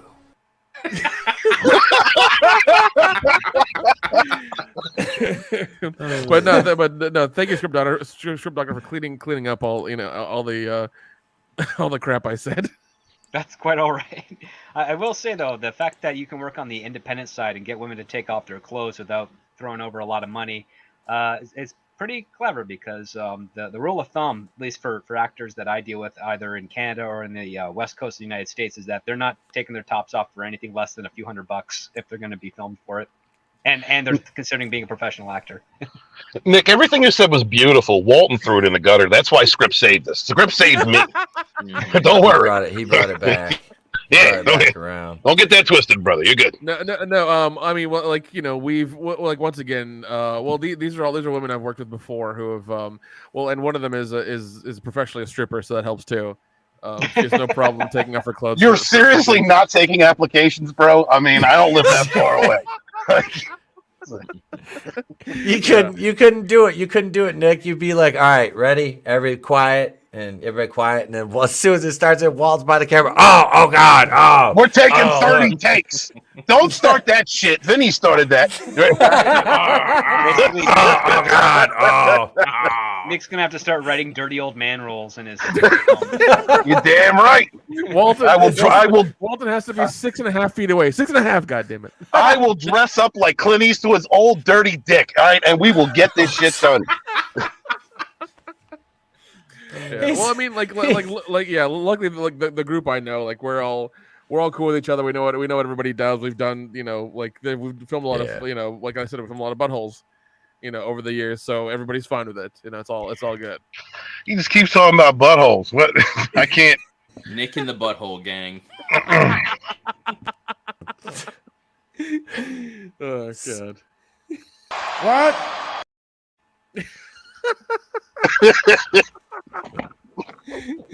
Oh God! No, I'm just I just say it to be funny, but no, I've seen a lot of my friends' tits. So yeah. No, it's beautiful, man. What? I'm surprised you don't have Vince McMahon getting forced into tossing salad as a clip after all this. It's never just the tip. First off, Nick. And this is the thing. Like anything longer than that, and I've had a couple. One of my WWE, it's not WWE, but it's them claiming the footage. My pay-per-view review of 1995's Fall Brawl, 1995, and they hit me for a copyright claim on some music. I replaced it, and then they said I used a 10-second clip, which was actually 6, and I'm disputing it right now on grounds of fair use, and I'm still waiting for that. But yeah, they took the video down completely. I'm like, I put over 25, 26 hours into that video total. And yeah. Oh my God, dude. That's they great. Blocked our last watch party on mine and the intro too. And it's a shame because once, even if you get that brought back, it really the longevity of it's gone. When you put out a video, you only got those first few hours to really get in the algorithm. And honestly, I'm to the point now where it's like I don't even know if I'm going to keep doing, because I was going to do like every Nitro from 95 to 01, every pay-per-view, every Thunder, and I'm just doing the WCW stuff because that was my shit right there. And Right. I'm like they make it impossible. It's like you can't, and Tony knows. Tony, you got hit for one of these recently. Didn't you get hit for one of the gifts? Yeah. That I made? Yeah. WWE doesn't play around. Like, Wow. No. Vinnie Mac wants his money. Yeah, They're tight on their footage. Yeah. Well, he needs it for all that. AEW is the same way. Yeah. Well, he needs the money so he can pay off some more fucking people. So, but yeah, it's what around $20 million now, in all this stemmed from him not reporting it as an expense to the company. I believe that's crazy. Was the official explanation for all this. He didn't report it. All he had to do was report the shit. All he had to do was report it as an expense, and nothing ever would have happened. But I'm not going to report it. Jesus Christ, I'm Vincent Kennedy McMahon. I built this empire. And then a blowjob gets your fucking shit canned. I mean, well, they got to go Jesus. for something, right? Right. I mean, originally they had like 14. It was like 14.6 million, and yeah, it's up to 20 now. And like this, it just, if you wrote the story of Vince McMahon's life, it like into I mean, because he grew up like, I think he grew up poor. Like his dad, they didn't grow up with much money. But I mean, just to what he is now, the rise and fall of Vince McMahon, whew, what a fucking roller coaster. I mean, look at the steroid. It's like a Citizen Kane story. Yeah, like the steroid scandal in the 90s he made it through. I mean, almost going. Tony, they almost went broke a couple times. Well, I mean, they might go broke now because of all the money he's taking out from for all that gash. A lot of The gas. ratings for Loves the gas. are quite low. So like all the ratings Yeah. for wrestling stuff is really low. I don't think it's ever returned to its peak in the late 80s, early 90s. But that's kind of across the board, even with television. Like the stuff that's considered a hit now, ratings wise, would be canceled immediately in the 80s. Like it's just you just don't. The math is just crazy. The fact that there's such low standards now. That's it too. Look at the standards. Look, just like the CW, because I'm so familiar with that garbage network for some reason. I don't know why. God bless you, sir. God bless you. I honestly, I miss it. And I heard the other day something about Gotham Knights being in jeopardy. I'm like, don't you take this from me. Don't you take this from me. Well, CW has new ownership now. Warner Brothers is completely severed from it. And Gotham Knights is a Warner Brothers show. And it hasn't aired yet, and I don't think they even finished production on the first 9, or the first 13, sorry, of that show. Yeah, because I was to say I thought they ordered 13 we'll find episodes. out if it gets axed in. Let's see, by the 18th of August is the cutoff point where Zaslav at Warner Brothers Discovery can offload any productions and those bills to AT&T. And that's the end of the fiscal year for them, or at least where they can claim that for them, so that everything they start after that point is fully under the coffers of Warner Brothers Discovery. So all right, we'll see what happens. They've still got a little bit of time, but yeah, they basically handed off CW to another affiliate syndication network, or not network, but syndication company for $0. Oh, geez, that's crazy. Well, it was a loser. They've never made money, and they've been in business since what? 2006 was when was when they merged with UPN and what WB merged. Yeah. Yeah, UPN and WB merged. Mm-hmm. Yeah.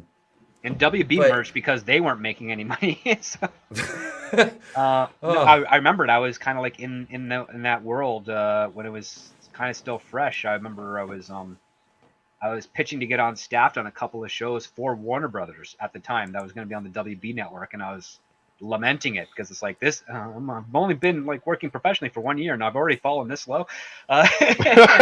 Damn. But it's like I reconciled it with myself. Like, well, you kind of do have to start somewhere. So, and I remember that I was being told, like, yeah, Warner Brothers is merging with the CBS affiliate, the UPN, to make their own network, the CW. I'm like, oh, okay. So what's that mean? It's like there's gonna have money for quality shows, and then they just laughed at me. And I'm like, oh, so that won't be the case for the rest of its existence. So, yeah, CW has been offloaded to another company, and the reason they did it without any money is so that they don't have to pay taxes on any profitable gains from that network. So Okay. it was basically a win-win.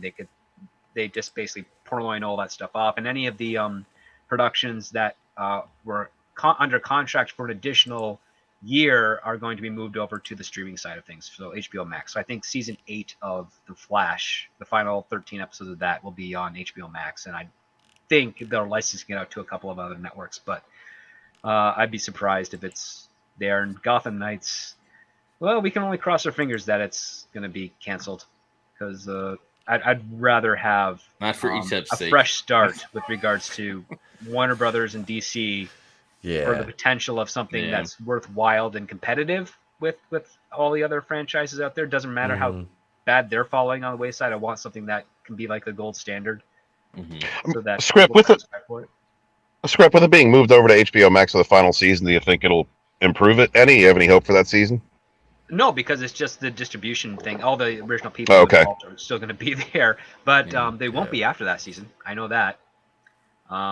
There's Greg Berlanti has lost a number of shows with the CW being removed from Warner Brothers, and he was the producer that had kind of the most shows in production at any one time ever. Like he that's his landmark, that's his claim to fame, and he's going to be able to ride that out for a while. The fact that they were of terrible quality is irrelevant. I was going to say how I mean, is he just okay with losing money? I mean, well, here's how bad Greg Berlanti is. So you have a great director by the name of Martin Campbell, who twice rebooted and restored the Bond franchise with GoldenEye and with Casino Royale. Warner Brothers loved him so much, they're like, we've got a kind of a Herculean feat in this character called Green Lantern. And we're going to get Ryan Reynolds because he's a big name. People still love him for his Van Wilder and all this other stuff there.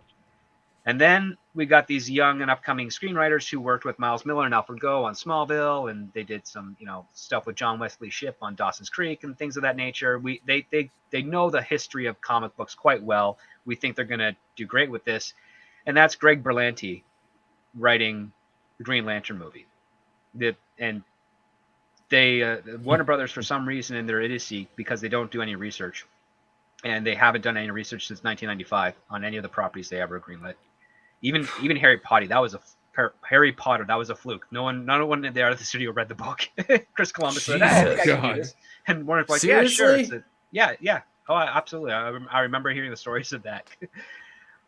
So what ended up happening is that the studios, for some reason, loved the script. Martin Campbell thought the script was good for some reason. I don't know what he was thinking. He probably didn't understand the concept of it. And about 2 months into production, they commissioned for a sequel, which is the biggest red flag you ever have when it comes to a movie that's not an adaptation of a completed story, such as like Lord of the Rings or Fahrenheit 451 or the Hyperion trilogy or anything of that nature.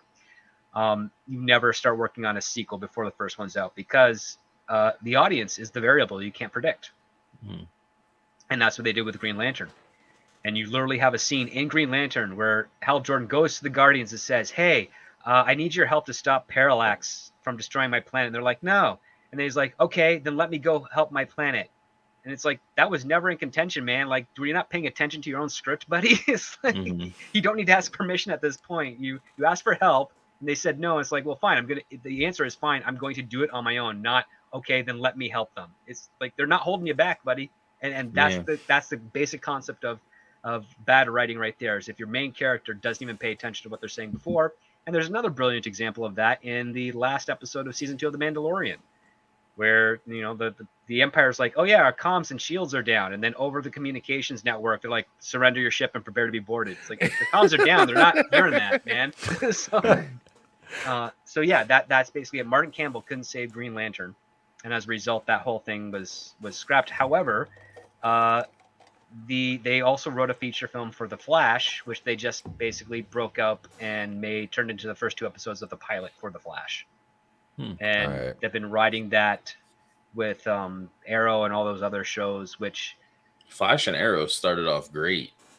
Yeah. And then oh yeah, dude, just took a nosedive. Well, I actually started to hate The Flash midway through the first season when I realized that they did the dumbest thing ever, which is they made Tom Cavanaugh play the Reverse Flash when he really should have been, because this would have been the twist that would have been the big shock and awe of it, is that he should have been playing Barry Allen at 50 years old. Oh, that would have been interesting. Because nobody would have seen that coming. Yeah, that would have been interesting. And basically, it's like it goes into the thing, because they're huge on the Dark Knight back then. It's like you either die a hero or live long enough to become a villain, and that's the conflict that you have with those two. Because the actor that they later did get to play Eobard Thorne, who played Captain Love in the Mask of Zorro, they barely used him, and he was way better. He's like the best actor that was ever used on a CW show because he's a professional. It's like, a blonde guy that looks just like the character in the comic books, and they get Grant Gustin, who looks nothing like Barry Allen. They used him in Legends some.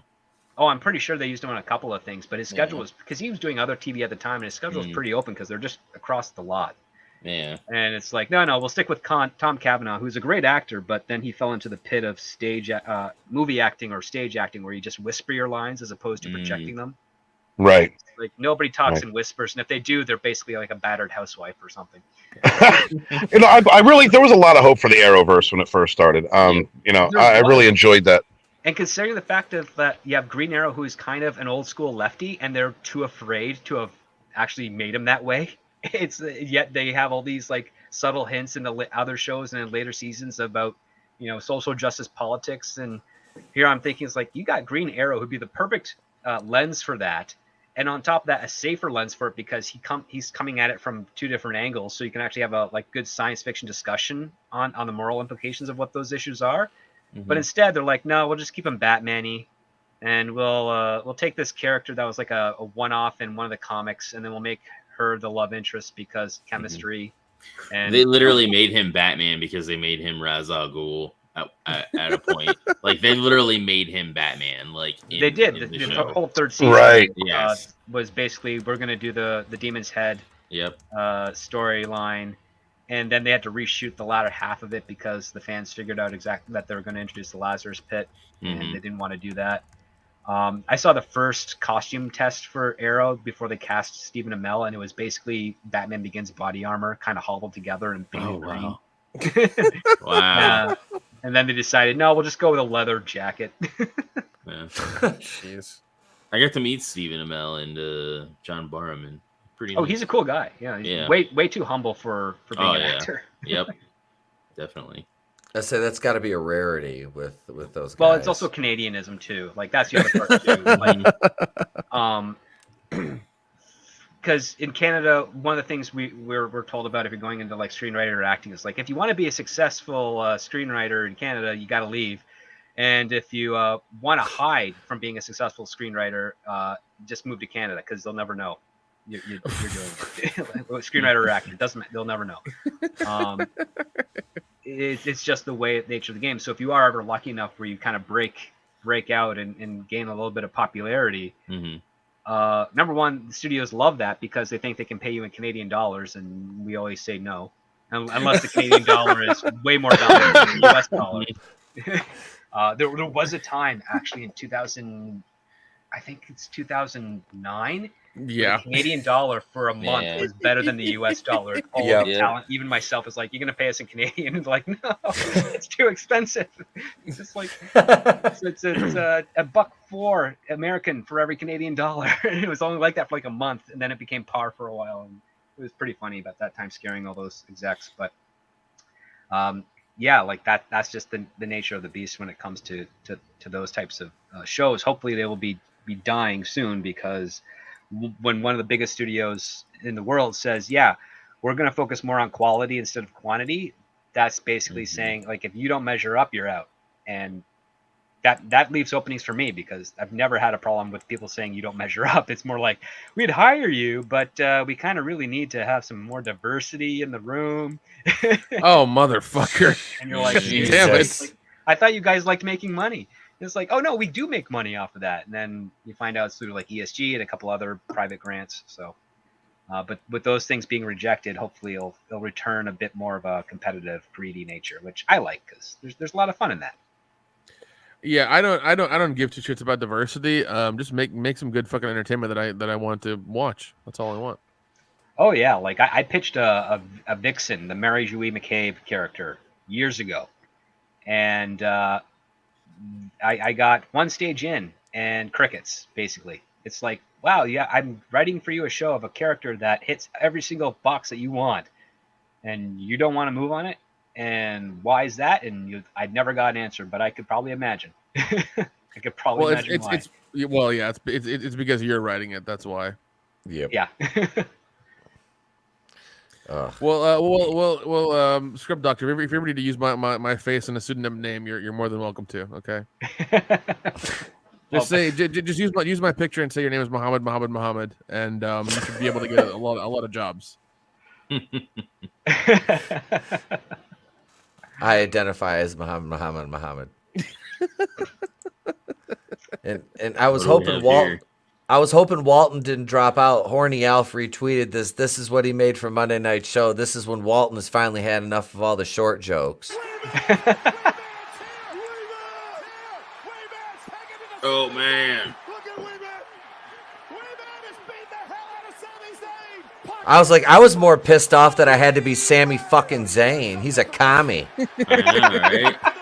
It's Vinny. Vinny's Knoxville. Yeah, I'm all right with Vinny being Knoxville, but then Walton kicks me in the shin. And honestly, right now, I don't feel bad because I think I'm in better shape than Sami Zayn, and I'm not in that good a shape yet. But damn it. Yeah, Thank you, Horny Alf. I'm approaching 38, and I'm not retaining my ab muscles anymore, and I'm worried about that. I haven't trained very much, and it's like I'm getting ready to go back into the wrestling business. I'm starting out as just coming back and ring announcing and color commentating, because I ain't ready to get in the ring for about 6 months. I said by then I'll almost be 43, but it'll be I just got a little bit of the dad bod going on, you know. That should be your name, Dad Bod. That's my ex tag partner is he's going to try to do a gimmick like that. And that's kind of what his name was something like that. I'm like, no, I'm coming back as Pete Daddy Dollar. I'm bringing the old name back, you know. Pete Daddy Dollar, the Father Fury. You know, because your dad. Yep. I want to get my kid a matching suit so he can walk me down to the ring. My wife's like, no. Oh, that'd be so cool. I said when I wrestle, he's going to. It'll happen. Because you got to make him be like the one that you're afraid of, because and that everybody should be afraid of the kid. You understand? He's like a spider monkey. Just gets around you. It's real quick. I'll wheel him down there on a Hannibal Lecter board with the mask on and everything. Yeah. And you have to have like two big guys like be afraid to like unlatch him to free him. Though I could paint him up like a little Samoan, it'd be great. No, it's just like that guy in Ace Ventura 2, that he has to fight in the pit. Tommy Davidson. Tommy Davidson version of him, yeah. Yep. Well, shit. On that note, this has been great. Thank you, everybody in the chat. Let me kick it around first over to my co-host Tony as we get ready to take her home. Tony ToneDef, what's coming up on the Clown World Review? We got a show over there on Friday night, do we not, sir? Yes, Pete, we do. That's awesome. You are tough and cool. What's up, guys? Sorry, I'm dealing with guineas and the wife coming home, and yeah, good times. Yeah, great time tonight. Hail to everyone on the panel. Hail to everyone in the chat. Thank you. And yeah, join us Friday for Liars over on the Clown World Review. What do you got scheduled to talk about? Anything in particular on your mind this Friday night? Some big happenings this week. Yeah. Yeah, I mean, we're definitely going to talk about the raid and people fundraising off of it and all that good stuff. So, FBI is asshole. All right, bro. Thank you, Tony. Appreciate it as always, man. Love you, dude. Yeah, love you, brother. All right. Next up on the panel, we got the Fandom Vampire. Go subscribe right down here, over here to Tony's channel. Go subscribe to him right meow. The vampire that said he don't sparkle, but he sure do shine. Angelus Draven right there. Hey guys, yeah, I do gaming over on Twitch, and then over here I've been doing the wrestling watch parties. So September 4th is all out. I'm gonna try to get off for it, so we can do the watch party live for that. I know that Tuesday is the anniversary for us doing the Monday Night Wars, so I know Tony has some stuff planned for that, so I don't want to step on that. So yes, coming up on a year. Mm-hmm. So, but this show should be good. A lot of the people that have been injured look like they're going to be returning. Like Omega, I think he's going to be coming back. Everyone except Wednesday. CM Punk. And maybe CM Punk. Oh, we'll really? See. Maybe we'll see. They have him in the adverts, so I would assume he's going to be coming back at All Out. So, but yeah, that's pretty much me. And then I'm working on the Captain America New World Order Dravenverse thing that I've been doing. So nice. Yeah, I like the ETEP History X. Yeah, it is a good one. That's I need to do one where you break out of prison as the Punisher, and then yes. Bob Chapek is gonna be Fisk, and then the two guys that you kill are gonna be Goofy and Donald. So yeah, curb stomping Mickey was oddly satisfying. Yes, it really was. It really was. Thank you, Draven, for showing up, brother. Appreciate it, man. Absolutely, as always. Next up, let me kick it over to our featured guest for the evening, ladies and gentlemen, the Script Doctor. Oh man, thanks for having me on tonight. It was a blast talking with you guys, and also seeing how the crime report in Alabama and Florida is proceeding. It's always fun just to get a little respite from the crazy Hollywood side of things. Thank you. There's Script Doctor's link right there. Go on over and subscribe to him, ladies and gentlemen. Thank you again for being here, Script. I appreciate it, man. Oh, thanks for inviting me. It's been a while, long overdue, but happy to be here. Yes, absolutely. I was happy. I was just glad you came on. Oh, hey, look, the porn bot showed up finally. Yeah. Somebody take care of the porn bots. It was Frankie. It was the Frankie bots. And let me see here. Let me go right over here. And next up, ladies and gentlemen, I'll kick it over to Ted E. Bear, Mr. Nick Utam from the World Class Bullshitters. Thank you for that. I am 1/4 of the World Class Bullshitters every Thursday night on our YouTube channel at 8:30 Eastern Standard Time. We do take a dump on the world of pop culture. Come join us tomorrow, where we'll talk about everything that's happened this week. Well, everything entertainment, anyways. That's usually what it is. But yeah, there's our link right now. We got our shirts. I dropped the link for the Bullshitters Club shirt. Go buy it. We got some other shirts in there, like Lines of Justice, which is our cocaine RoboCop shirt. We do have our Zack Snyder Sucks shirt as well. So go buy those things. I'm gonna get one of those. Yeah. Also got our beer glass. Make sure you get our beer glass. So whenever we do a drunk watch parties, it's like you're drinking with us, virtually. So make sure you get some of those, because I got mine about 6 months ago and it's lasted. It's really good quality. I've dropped it a couple times too, and thankfully it hasn't broken. So yeah, nice. Hell yeah, and back Woke Busters too. Yes, back Woke Busters. Jeff every week shows us a couple more pages that he's drawn out. So and then he sends them to the colorist, and so it's getting done. It's slow work, but it's happening. It is. Sends them to the colorist. That sounds a wee bit racist.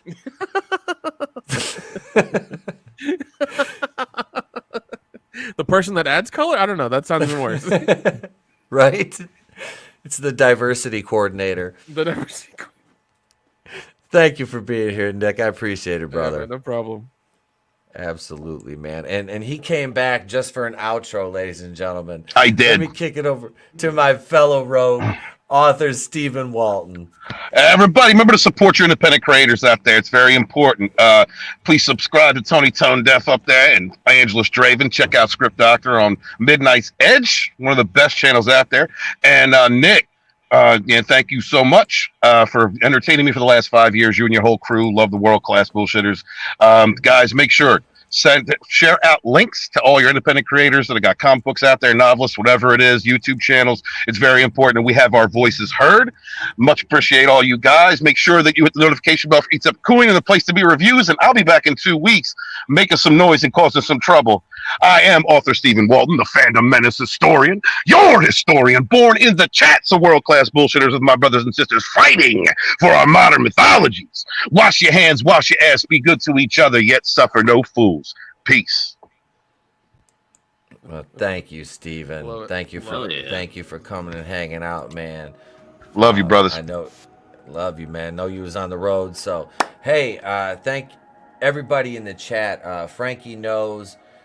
Keely Chow, all my channel members, Carl, Clone Geek was here, Glinzer, Manliness and Motivation, Superfan Adam Shawhan, Parrot Head, I think Nano Reaper was here, Godzillionaire, Tina Bojan, Judas Goat Barbecue, Horny Alf, Hail the Legion of Memers, Awesome One, Brutal Morningwood, the best name on YouTube, Glinzer, Admiral Tiberius, man, my boy, he's been around since day one. Admiral Tiberius was here early on tonight.